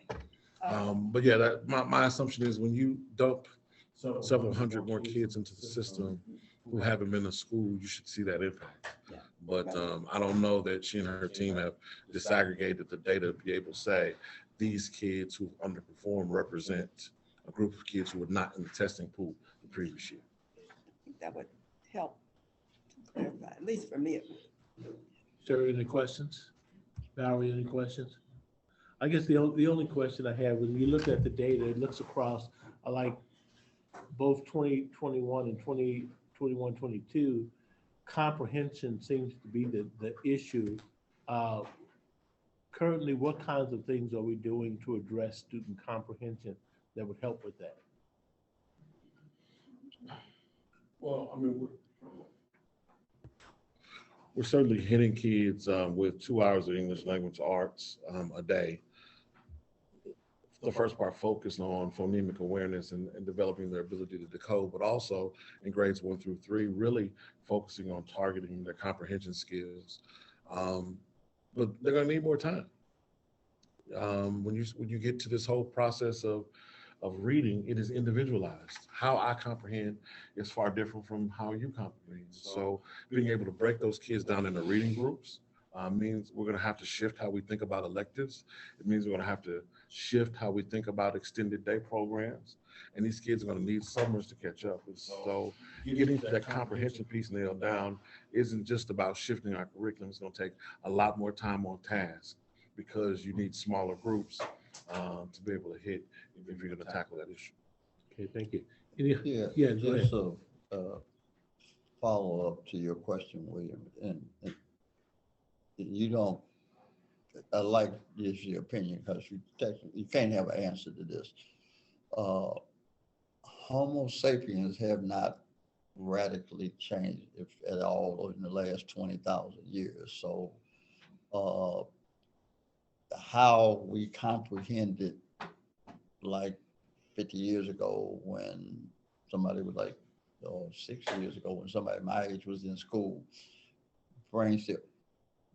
What's changed in the culture of the technology that makes comprehension so much more difficult now, apparently, okay, than it used to be, when we're still the same species right now that we were 67.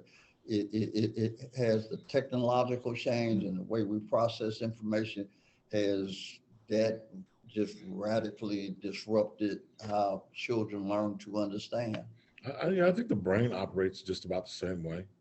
Well, that's my premise. If the Sure. brain operates the same way, But what's happened in over, But I think in the 200 years of public education, last 100 years of compulsory public education, we've moved past a point where reading is entertainment. Folks can entertain themselves without the benefit of a magazine, a comic book, or any of the other ways younger kids might have entertained themselves with print in a previous generation. And, given access to not just technological entertainment, but something like a search engine, your need for recall is just different.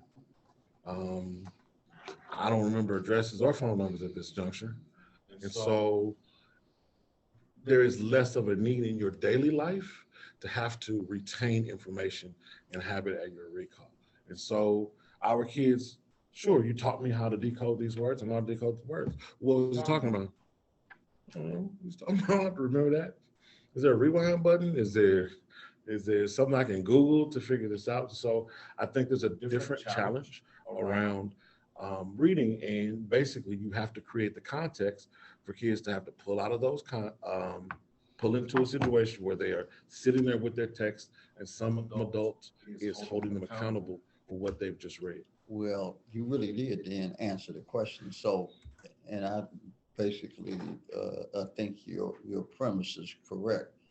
And if it is, then we're measuring something from a different era that's not as applicable today. I mean, so you're charging me, we're failing them on a skill set that's no longer relevant.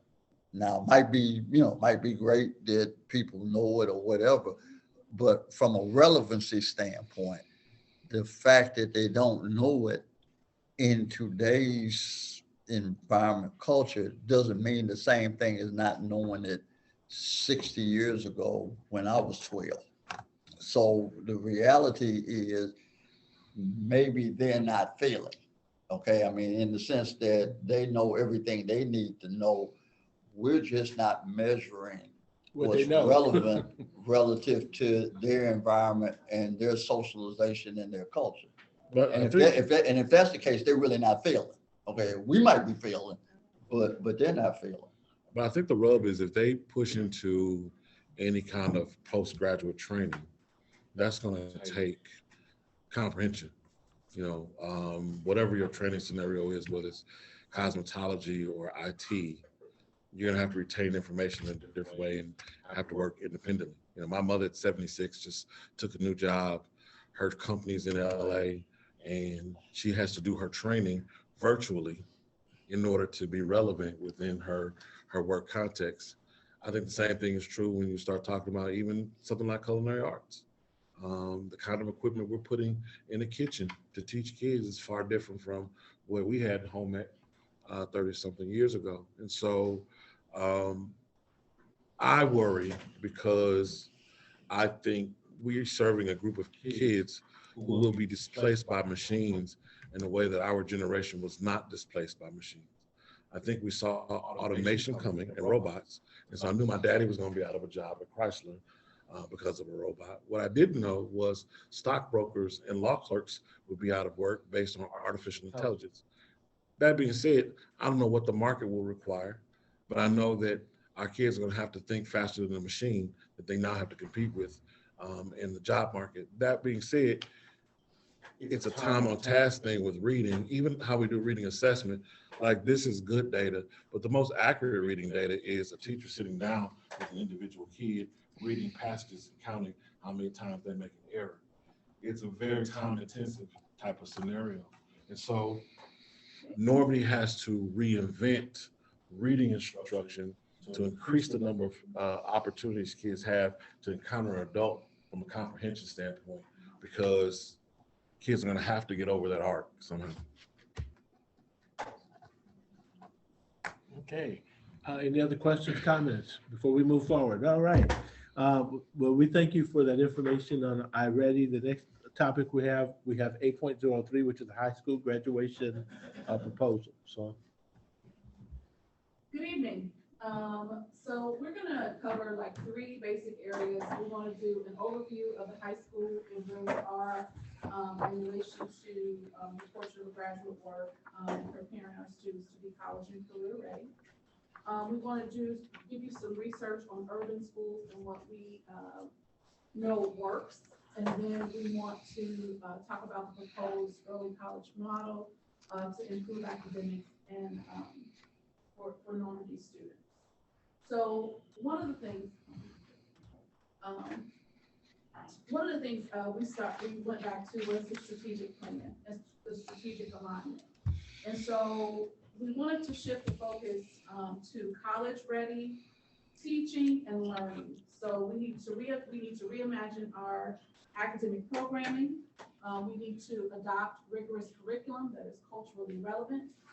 And we need to be consistent with our state and standards across the district. So there's a need for a vertical articulation of what our students would know in our pre-K all the way up through our 12th grade. And so, okay. So one of the things that there's been a lot of talk about in the community is this notion of how do we become fully accredited. And what we have to get real serious about is that about 75 to 80% of that data lives at your high school and how you prepare students. The state has been really specific, and I think many states across the country have been really specific about, yes, the data for your younger kids is great, but a lot of states are moving towards an outcome-focused model, most states across the country. They want to know not only that you're preparing kids at those younger ages, but what are the outcomes for them at the post-secondary level? And that's a place where we need to grow. So we want to, part of it was to redesign the high school programming to include enrollment and career pathways. We've had some pathways for some time, but we still need to increase the rigor and move closer to what our portrait of a graduate will look like. The information that we're sharing tonight will become active for our students in the 26-27 graduating year. However, there's steps and pieces that we are putting in place now to start to build capacity. We have this one part of the district where we're trying to build a stronger elementary student to move up into the high school, but we also have to combat a lot of issues that we have currently with our students who the information was shared with you earlier about them being behind in polls because of the pandemic, because of credit acquisition and skill acquisition. And so we're trying to combat multiple things, but we want to move towards this place where we are able to serve the kids, the stronger product that we're building at the lower levels, we're able to serve them well at the next level. Is that clear? Any questions about that? Yeah, one of the things I want to be clear about is this is a way for us to frame our bar in Normandy. Peter Hershen on the State Board of Education asked a question that I thought was relevant, which is, if you're one of the lowest performing school districts in the state, how do you have these serious high expectations for kids, and shouldn't you be focused on something other than college-like career pathways? And what I explained to Mr. Hershen was, it's not that we're abandoning career pathways. We'll continue to talk about the vocational opportunities for our kids in this community and in other communities. This is not a way of determining what they will do after high school. This is a euphemism for rigor. It's a way of describing how much we expect kids to know, how hard we expect them to work in preparation for whatever, whether they wind up becoming barbers or they go on and become lawyers, is a decision that they make down the road at 18 and 19 when they transition. What we're trying to do is define how much English, how much math, how deep should you go within that context. So this isn't a way of orienting toward a particular kind of college or career focus. It really is a way of just defining how tough the curriculum is at the high school. Right, we want to be clear that we want our students ready to enlist, enroll, or employ, right? But, you know, even when you're taking tests like the ASVAB, we want our students to be able to get into the Air Force if that's what they choose to do. So they won't be limited by just being able to do the bare minimum. We want them to be able to, whatever they decide to do, if they decide to go on to college, be able to get there. If you decide to have a trade, be at the top echelon of the candidates so that you can have those opportunities, whatever students choose to do. This is by no way an option to limit what kids have access to. So I want to talk a little bit about our data from the past school year. So we were in a pandemic year, and our kids were virtual pretty much the whole school year, with only a few students coming in for support who just needed a space, but they were still virtual and online. So our graduation rate was 66.1, which was a really low graduation rate in my estimation. So when we look at how many students out of the 127 graduates that we had that went on to a four-year college, we had 21 of our students, which was 15.4%. We had 9 students go on to two-year colleges, which was 6.6%. 81% of our students, which was 60%, went right into the job market without a credential, without any skill or anything. So that means that 81% of our kids went into minimum wage jobs. They went into jobs where there wasn't necessarily a livable wage, okay? And then we had 9 students, which was 6.6%, which was unknown. And so those are some of the pieces that we look at. And as we talk about how we improve programming for our high school students, we need to look at what our expectations are. And so if we look at the research, urban schools often fail to provide students with high academic expectations. What we hear often is, well, if your students can't do this, what makes you think they can do this? And in my experience as an educator, as a leader of a district, as a leader of schools, I've always thought in terms of the accelerated school model, where every child has access to the talent with the richest curriculum. As we were just saying with our tune partners, kids get excited when they are challenged in the classroom. I see a lot of our kids, in classrooms where they aren't necessarily being challenged and they look bored. And if I were that kid, I think about how I would feel about not getting the richest curriculum, not having, the hardest math problems, because kids want to feel empowered, just like teachers want to feel empowered. And I think if we move to these higher standards, that will get us there. And so Dr. Floyd is going to jump into some research about urban schools and the need for acceleration versus remediation. Okay. Urban schools often fail to provide environments of high academic expectations. Instead, teachers will lower the bar to meet their perceived conception of what the students need. Urban teachers often feel overwhelmed and they consider the high needs of the students outside of school and lower their expectations for student performance. Research shown, this is my favorite quote, research has shown that given opportunity and appropriate support, students will live up to the high expectations set for them. But oftentimes we don't. We'll, I'll call it dumbing down the curriculum instead of asking our students to do more. If students feel supported in an atmosphere and a culture of high expectations, they actually adapt to that culture. There's a whole research frame of the opportunity minute. If you guys haven't had an opportunity to see it, from the New Teacher Project, where they talk about students in urban districts, students in lower performing districts not having access to great material, having assignments and materials that meet their needs, that are actually the standard that other students are getting. That's why it says the opportunity. We call this class one thing, but once we go in there, is it really algebra? Are we learning it? One of the things that immediately had to change for me was algebra essentials. What is algebra essentials? Do you earn the credit? Are you really taking the algebra class? So as we look at some of the things that we've had in the district, how do we change those things, increase those expectations for students? True.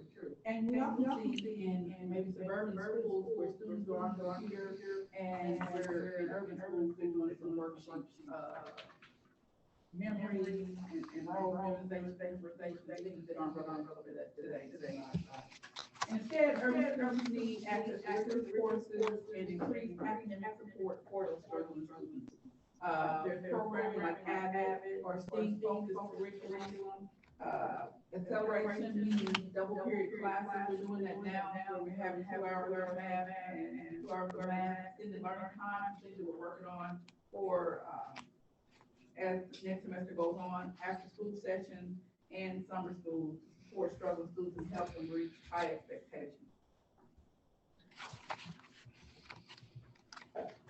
Oftentimes, negative stereotypes hurt our students because we look at them as, because you have so many outside of school issues, you don't have the ability to succeed. And instead of doing that, we need to wrap around our students and again, provide them supports necessary to excel past home life, poverty, and other issues that are keeping our students in the space. So one of the things that we did, go to the slide where we have the proposed graduation requirements.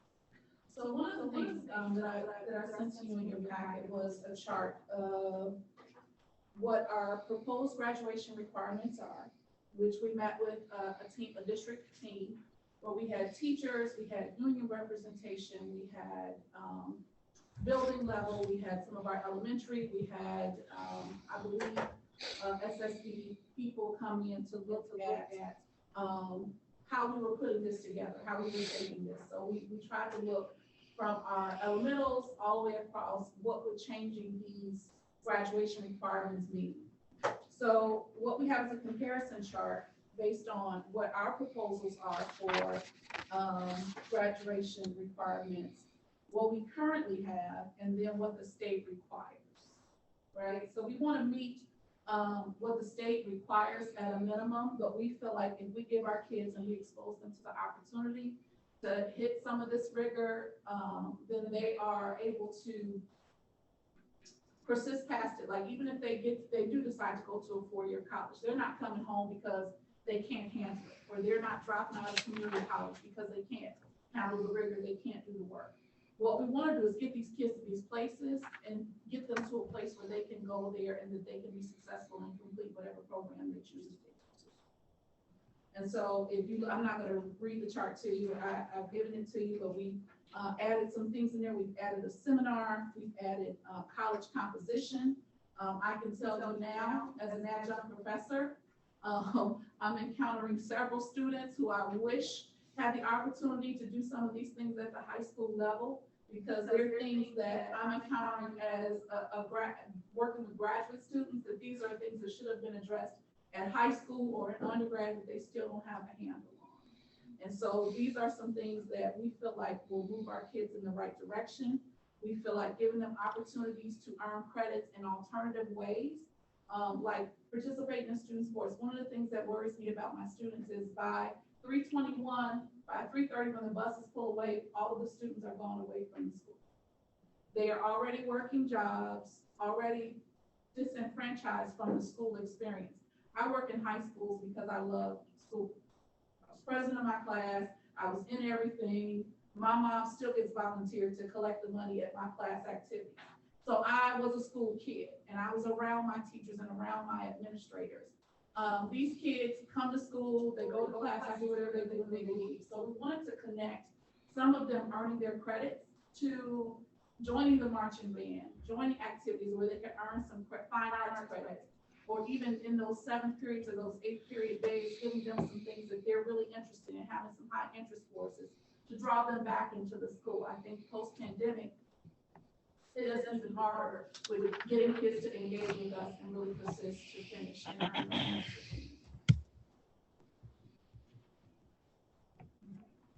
things. Despite decades of education research, reform efforts, traditional public schools do not meet the needs of a large percentage of students, especially students of color and those from low-income backgrounds. One of the promising interventions is early college high school. And what the high school does is offer traditional students in their high school actually the ability to have rigorous coursework and to earn college credit. The purpose of early college models are to alleviate the low high school graduation rates common in urban schools, increase the number of first-generation college students entering post-secondary education, and we're defining post-secondary education as any skills that you're using after high school towards a career. So as the data that Dr. Douglas showed you, the overwhelming majority of Normandy students go right into the workforce. And what we've seen that workforce means low-income jobs, which means what I call cylindrical poverty. You never get out of it. So one bachelor's degree increases family life outcomes for 3 different generations. So what we found is our students are staying in that cycle of poverty. Benefits of early college high school documented is improves high school attendance rates, decreases dropout rates, improves end of course exam scores, increases high school graduation rates, improves college and career readiness and college completion rates, improves student social emotional learning, which is a great challenge for us right now post-pandemic. And it develops relationships with students where they actually believe in themselves, and they believe that through taking rigorous courses that they can succeed in post-secondary education.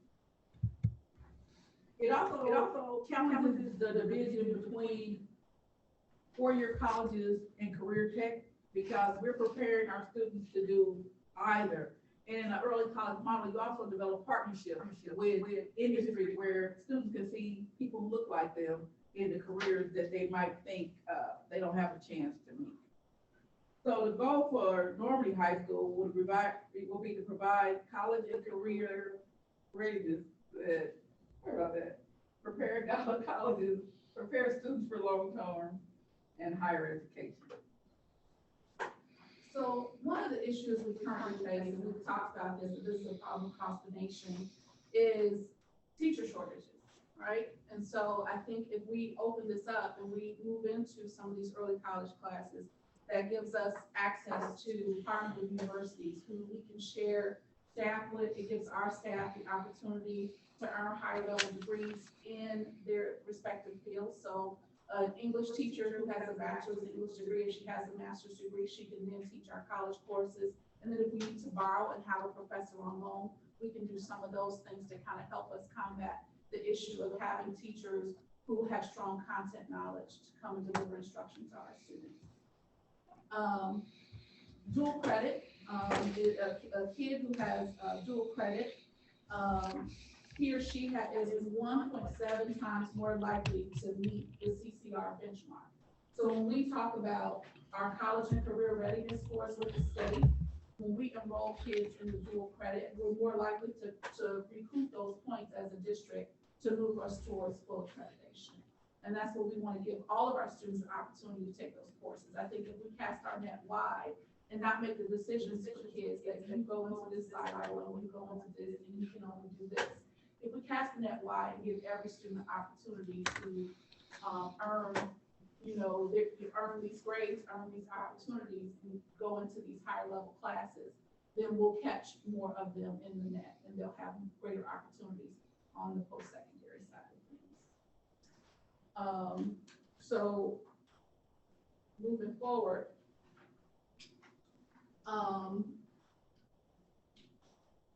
there are two long-standing high school accountability components: graduation and college and career readiness.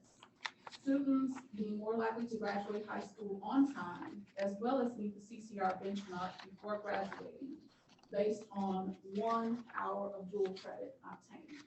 So it moves them in the right direction. Students will have regular college classes with students, regular college students as role models. We have some students now who attend St. Louis Community College. We have some students who attend Harris Stowe. We've been in conversations with SLU, and superintendent can speak to some of those conversations that we've been having about who we select as our partner, multiple partners, who we bring to the table to serve our students. Can you speak to that? Partnerships? Sure. So we have kids at St. Louis Community College, we have kids at Harris Stowe, we have kids in fashion design at Lindenwood. Yes. One of our illustrious alumni reminded me last night, I forgot the place where she teaches. We've been in conversation with UMSL. That conversation has shifted a little bit. They got a new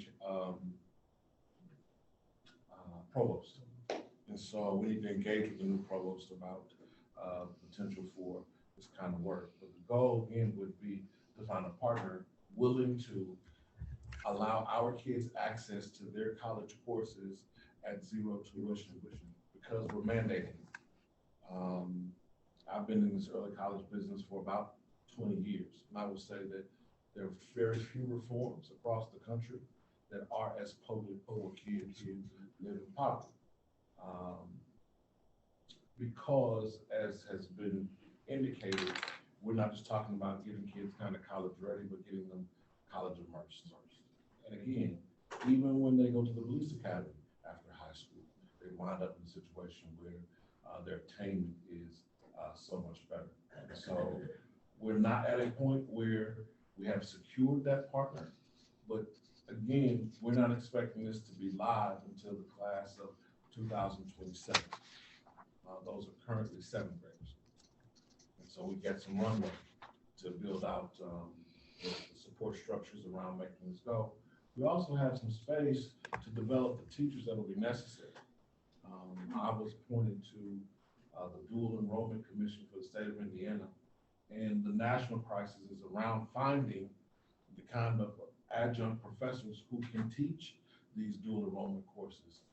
Community colleges all over the country were struggling to find people to teach their classes and stay accredited. And so the high schools were really catching the sort of tsunami of openings and vacancies around dual enrollment. That being said, with this runway, we have the opportunity to take our current teachers, give them the training that they need to have the master's degree in their content area to be able to teach these collegiate courses down the road. As I mentioned before, this gives us a structure, because when we know that the capstone English course is College 105 at UMSL or College 210 at Harris Stowe, we can then engineer our curriculum backward from that level of rigor. And that's tough.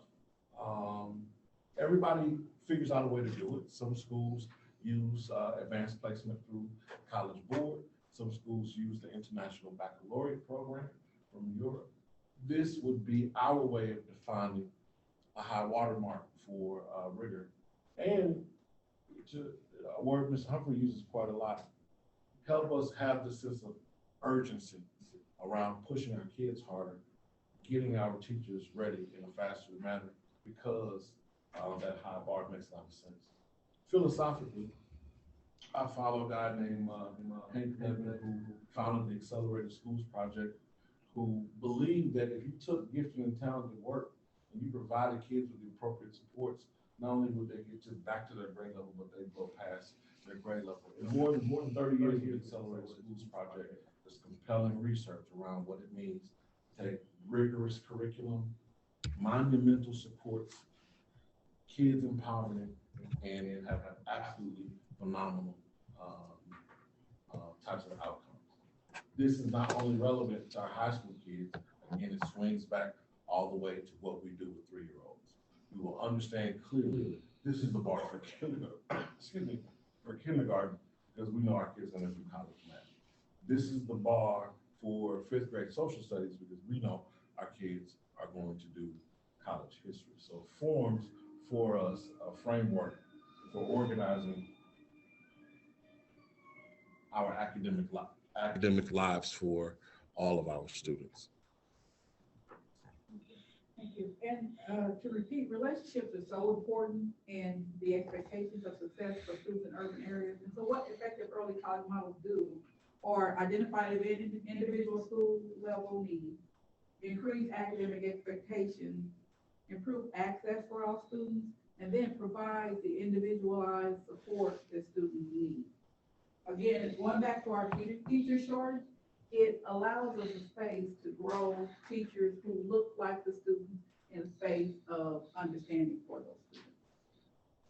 There's a lot of return on investment in early college models. Students have enter college with a certain number of credits. Even if they choose to go to a technical college, they will have credits to transfer for those students. And the link at the bottom is on some earning potential, and it shows how if you don't have some type of post-secondary education, it limits your earning potential. I know we have stories about how people have made it in the past, but even if you get a job, it limits your ability to be promoted. So interrupting the cycle of poverty is one of my greatest things I want to do in life. And I understand this model supports that, and a lot of research believes it. One distinction here. A lot of the early college programs across the country are attainment focused, i.e. we want to get you to an associate's degree or its equivalent. That's a choice. It is a credential, an extra credential. In some ways, a profitable credential if it's in an area like nursing, computer technology, even to some extent logistics. Our decision really wasn't to get our kids focused on getting a high school diploma and a college degree at the same time.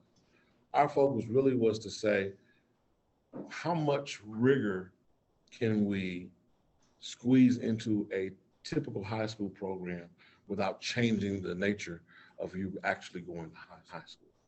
And so the high school graduation requirements still afford you the opportunity to play varsity basketball, to get involved in the French club, to still pursue your interests in art. And so when you look at the requirements, I don't know if you can flip back to the proposed requirements. When you look at the requirements, yes, we are moving kids toward the junior and senior year, having some continuum of college classes. We're also adding to the table 4 additional credits in performing arts, 4 additional credits in kinesiology or exercise science, because we want our kids to be well-rounded, socially and emotionally. We could have moved it in a different direction and our kids would have gotten an associate's degree, but ultimately they would have to make some sacrifices. Those high schools that have made that decision ultimately have to track kids academically in a way that would have prohibited some of the things that we want to do. In addition to we believe greater participation in performing arts and PE, we expect to do a whole different kind of social emotional learning curriculum with our kids starting in the freshman year in citizenship and culminating in a senior seminar in social justice. You might remember that we did the Michael Brown social justice seminar last year that had our kids interacting with Mayor Tashara Jones and Al Sharpton and others. And so we want to continue to work our kids toward not just being great students, but being great people. And that's reflected in these proposed graduation requirements as well. I think the other thing is this gives us the benefit of time because we are talking about the class of 27. To the extent that we find a partner that affords us an opportunity to add more STEM, we can do that. If we find ourselves in a position where we don't have the facilities to do a particular program, we can pivot. And so getting out in front of this allows us to set a rigor bar without being so close to delivery that we can't make necessary shifts as we need to make those shifts. In conclusion, the early college model will support our students in attaining college and career success. The model has a proven track record of increasing post-secondary completion and clear potential to interrupt those cycles of poverty I keep referring to. In high school, students are presented with various career paths and get to choose those. And then they're exposed to individuals who can support them in making a career. We set high expectations, and then we have extensive advising and tutoring to prepare those students to meet those high expectations. The coursework becomes relevant, as Mr. Jones said. Our students need relevancy to see the potential and to meet expectations for high academic rigor. And if they don't see it's relevant, oftentimes they disconnect. So I think that's one of the differences that we're working with today's students. And having a model of high expectations with clear goals and support systems will help our students get to that space. All right. Ron, you have any questions? I don't really have a question. I just have a comment. One of the things I'm struggling with is I think we have a lot of our goals and aspirations, and then we talk about delivery. I'm just struggling with the execution. You know, we have a lot of gaps, and you know, it's you know, we have a teacher issue with supply and demand and quality, but yet, you know, we gotta, and I think we should push for excellence and push for the rigor, but I'm just having trouble connecting the dots, and then also how we align our resources to address the gaps so that we can better execute. So I want to spend more time doing that, but I'm not, it's not quite coming to me yet in terms of how we solve for the execution impediments and gaps to really achieve, you know, some of our aspirations. You know, a lot of the in-between is murky. And I would say rely on two things. One, we can't sit on our hands and wait for the workforce to show up. We've got to reinvent the workforce, which is why we're trying to be as creative as we possibly can. The Normandy Teaching Fellows reach out to different sources. Part of our ask to alumni yesterday is, you know, help us meet your cousin or your aunt, somebody who's retired, somebody who's ready to transition from accounting into teaching. We've got to get a different pipeline because the traditional pipelines are starved. And when we go to those pipelines, we are not first in line for the candidates you meet in those pipelines. Again, we have some years to resolve that issue. The other thing that makes it murky is a lot of this depends on who your early college partner winds up being, which is to say, we have positioned a certain continuum of English, science, math classes that may be incongruent with the actual offerings at Olmsted. And so we'll need to come back to the table and say, okay, here's how we need to shift that based on what the early college partner is putting on the table. So there's a great deal of groundwork that needs to happen to bring it to fruition that is done through partnership that we can't predict on the front side. Mike, any questions or comments? Yeah, I'm with Ron on the execution. Philosophically, I agree with everything you just said. I think you coach everybody up, whether they got the talent to ultimately become the highest level player. If you coach them up, they're gonna be better than they would have been when you create the expectation. I share Ryan's concern. I mean, where does the personnel come from? And where does the ancillary resources, because throughout the presentation, we're talking about support and literally things we're not doing now. Yeah. And it's not like we are a high performing district. So what you're telling me is that while we're underperforming at the bottom of the league,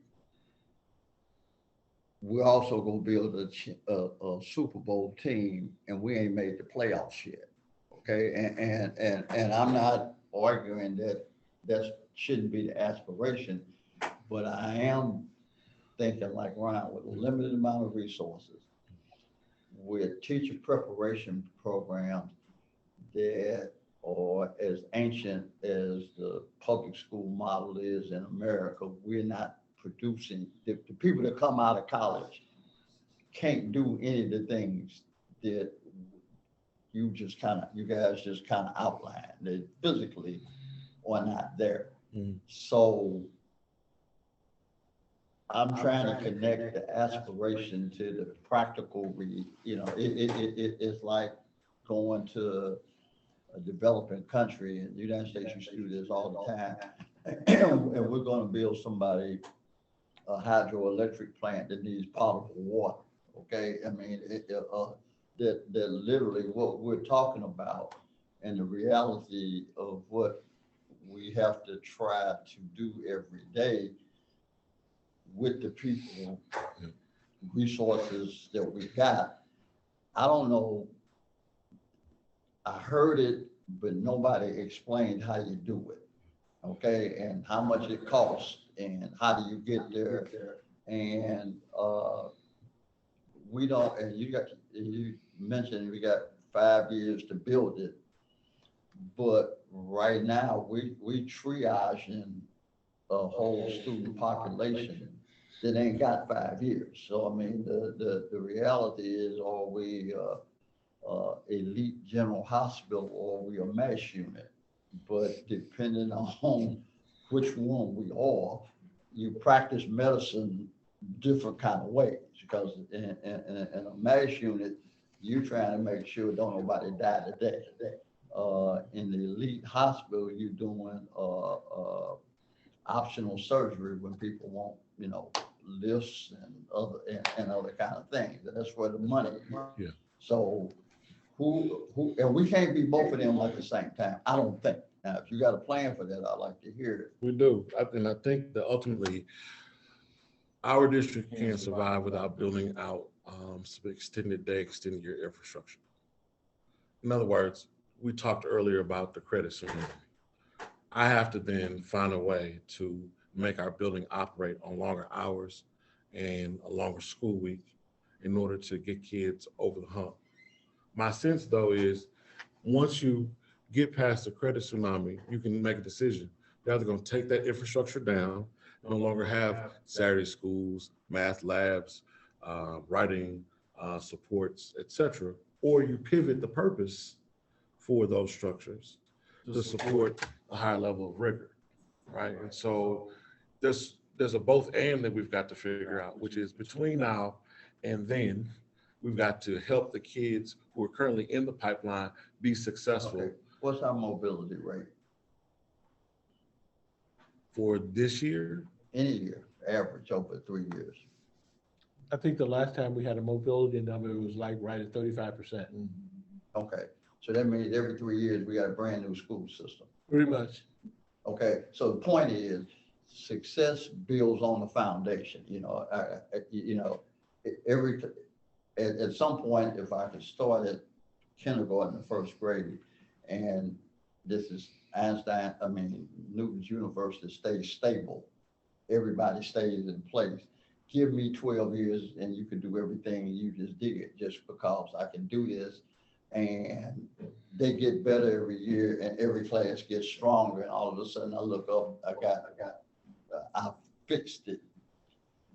But if we're in an environment where we got that kind of churn, then literally every year you got 35% of the students you didn't have last year. So whatever that foundation you're building never gets a chance to expand, because in a 3 or 4 year period of time, you turned over the whole district. Now, you didn't do it, but the fact that we can address mobility and create stability in some other place. Call it the social determinants of education. If we were in healthcare, we call it the social determinants of health. Until we stop this other stuff, it's hard to treat what's wrong. And we don't have the resources for that, and the society is not interested in putting the resources in. So I don't disagree with the aspiration, but I still haven't heard how you get there from I guess there. what I would say is, no matter what the aspiration is, whether it's college calculus or it's algebra 2, we currently serve a group of kids who need us beyond a typical 180 school day. And I agree with that. And what we got, 7 hours and 37 minutes by our contract. They can't work. And so you have to build out that infrastructure. The way we fund it is the way all school districts fund those supports, which is through programs like Title I that provide extra support and effort. We're trying to rework how we do our 21st Century Learning Grant through the federal government in order to provide those resources. So for right now, money isn't our problem. For right now, our orientation toward how we do school is our problem, because we can't afford what more affluent districts can afford in terms of time allocation. That being said, then our kids need help in math, period. Some kids are going to be able, because they've been with us since pre-K, to go a typical school day, have their summers to themselves, do things after school that are different. There's some kids we're going to hear from other school districts, though, who are going to start at 7, and we're going to feed them breakfast, lunch, and dinner. And we're going to find a way to support them in the evenings, and we're going to take up their whole summer because they come to us with that preponderance of need. And so our orientation toward what a school district does has to be different if we're going to be successful. Okay, and I agree with that. And what I think I heard is a legitimate, deep analysis of the problem. What I did not hear is here's our plan to get there. Okay, now I'm not, nobody can guarantee that the plan will work, but you say, here's my analysis, and then here's what I'll stop doing today and start doing in the morning to implement getting from here to there.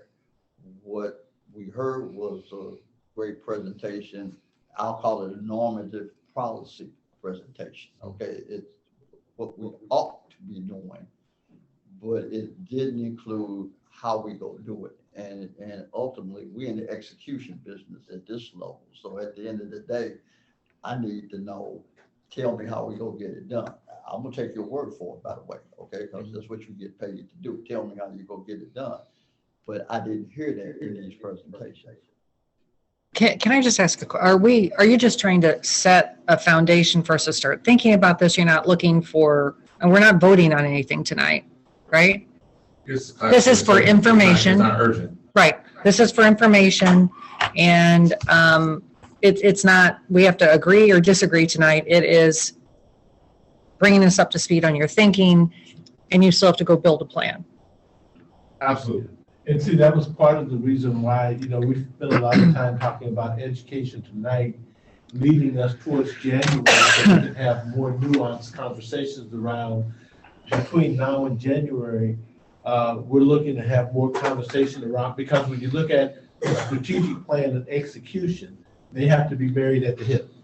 And so when we get to January and we start having those conversations, we go from a theoretical to a practical.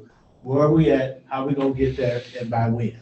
Because we have to measure our level of effectiveness. Has to be measured by data, because otherwise we don't know where we are.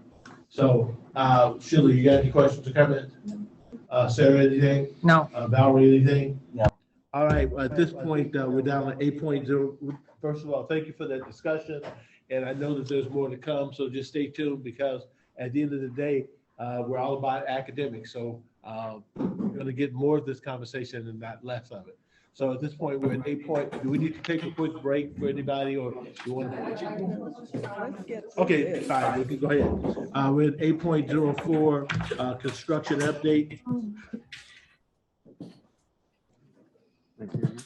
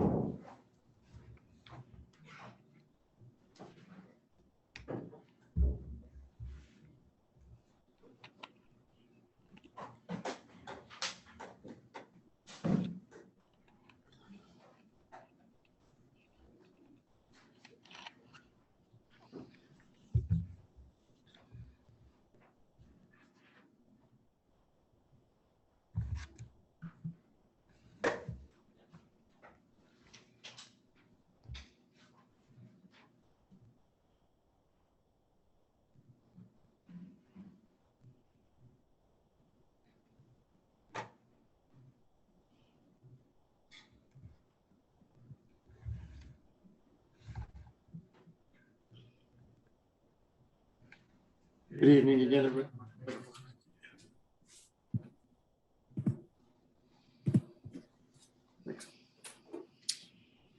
Thanks for having me back. Marcus Mooney with KAI.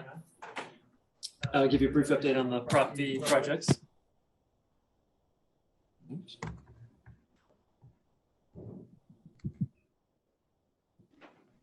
I'll start with West Hall, which is wrapping up, I'll say slowly. We're down to the point where we're tracking turnover literally room by room in coordination with trying to take East Hall offline. So getting classrooms online as quickly as we're trying to empty East Hall to make space for the high school folks to teach. So the second floor classrooms are largely ready, particularly on the south end. The thing that's prohibited us from going up there is the stairwells. There were some changes to the stairwells. Stair nosings and painting and other things that got resolved recently. I believe by Thursday that'll all be complete. The rooms are waxed and ready to be used. So Randy Shipley and his team are ready to get folks moved in there as soon as they're ready. So you can see now the list is getting shorter and shorter about rooms. The culinary arts room is still lagging. That's the one where we made the changes late in the game about the kind of equipment we wanted to put in there. So there's a couple lingering items there we need to resolve with some exhaust fan mounting and things like that, but that is moving along as well. And those will be the last couple spaces opened up, but the classrooms should be ready by the time the second semester starts.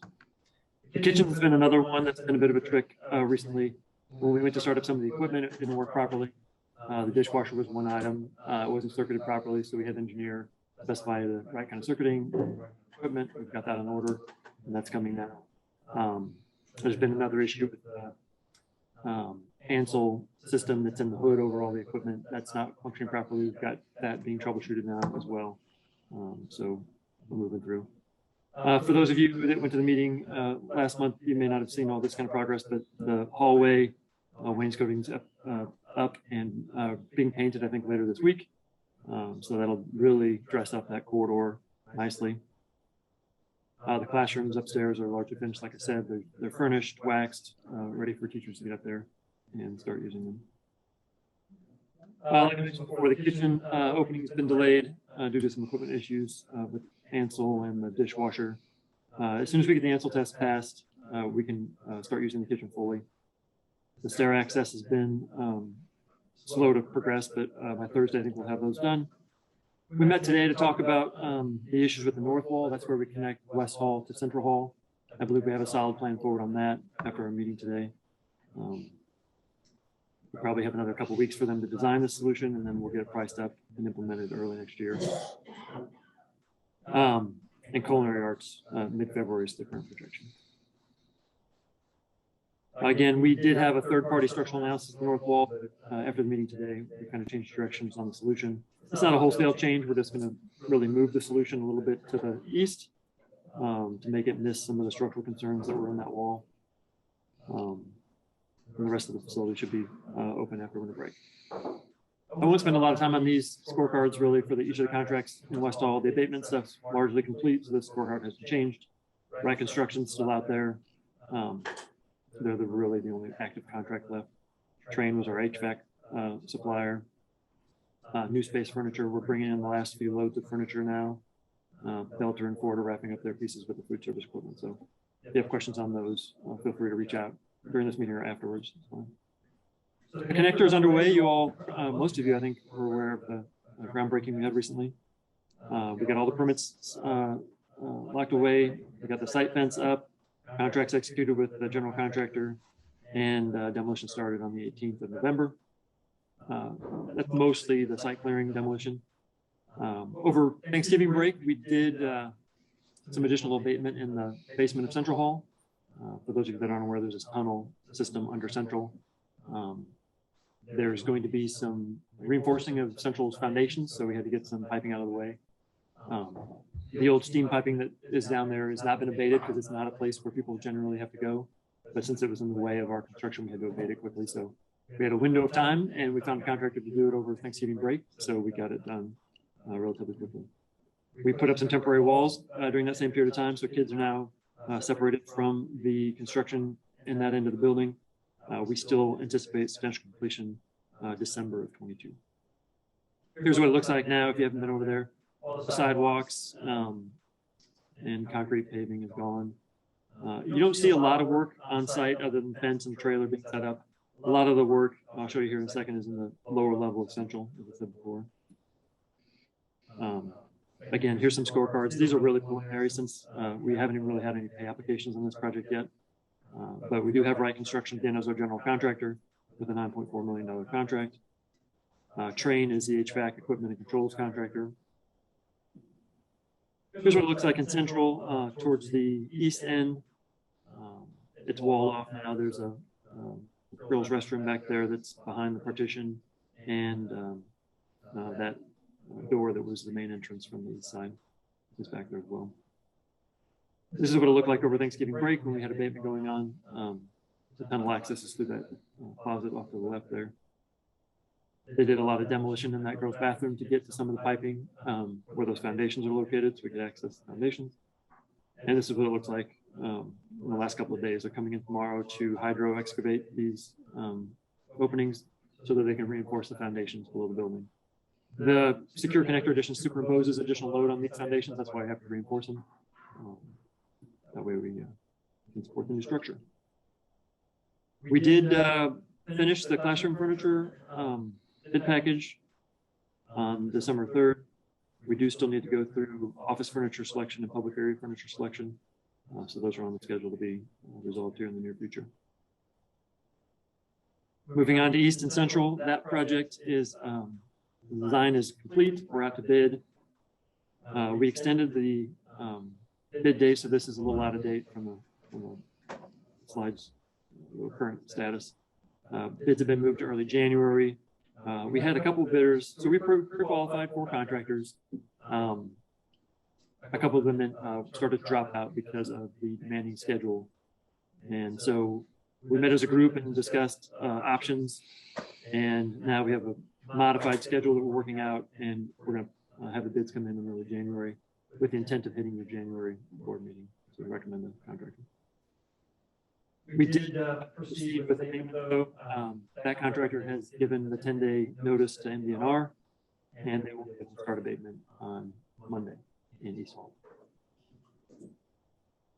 Future contracts on East Hall then is the general contractor package that we talked about before, the train equipment package, HVAC and controls, and then we will have also media center and public area furniture in East and Central. Again, phasing's been the real focus lately, coordinating with the school leadership. They've started moving out of East Hall, packing items up, relocating them, incorporating, the opening of West, closing of East, moving and abating in East, and then starting the renovations in East. Then also the transition into Central Hall. That's going to be the complication. And that's really what I think was scaring a lot of our contract bidders, was that we have a very, I would say, adequate window for West Hall, and we had a pretty short window for Central. And so they were asking us to try to find ways to build time in the beginning, before the scheduled, or at the end date, drifting into the following semester. So I think we've worked into a plan now that we can make known later this week to the bidders to give them some additional time.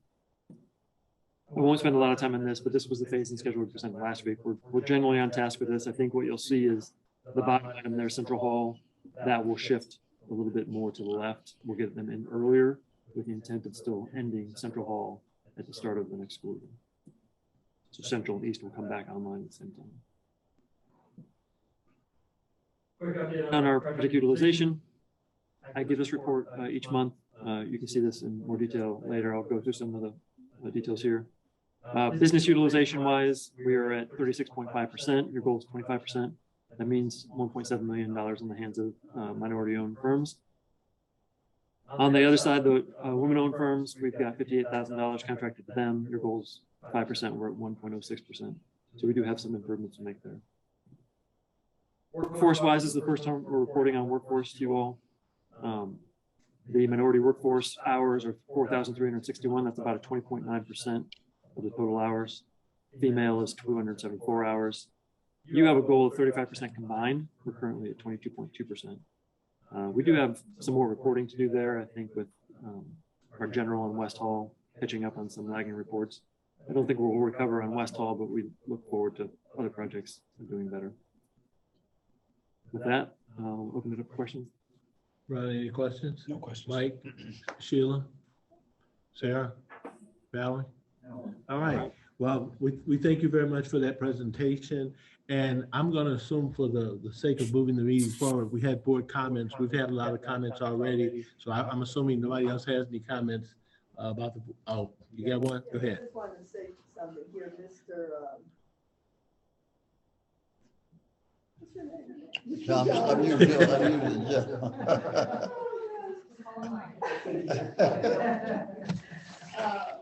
Mike was making reference to policy, and DJF says no contract will be entered into or bill paid without the proper documentation and without an affirmative vote from a majority of the whole board.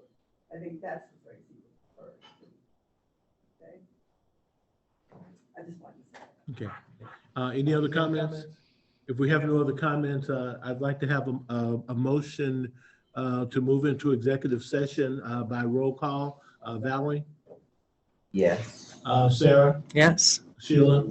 Mike? Yep. Ron? William, yes. We're now in, we're going to move into executive session.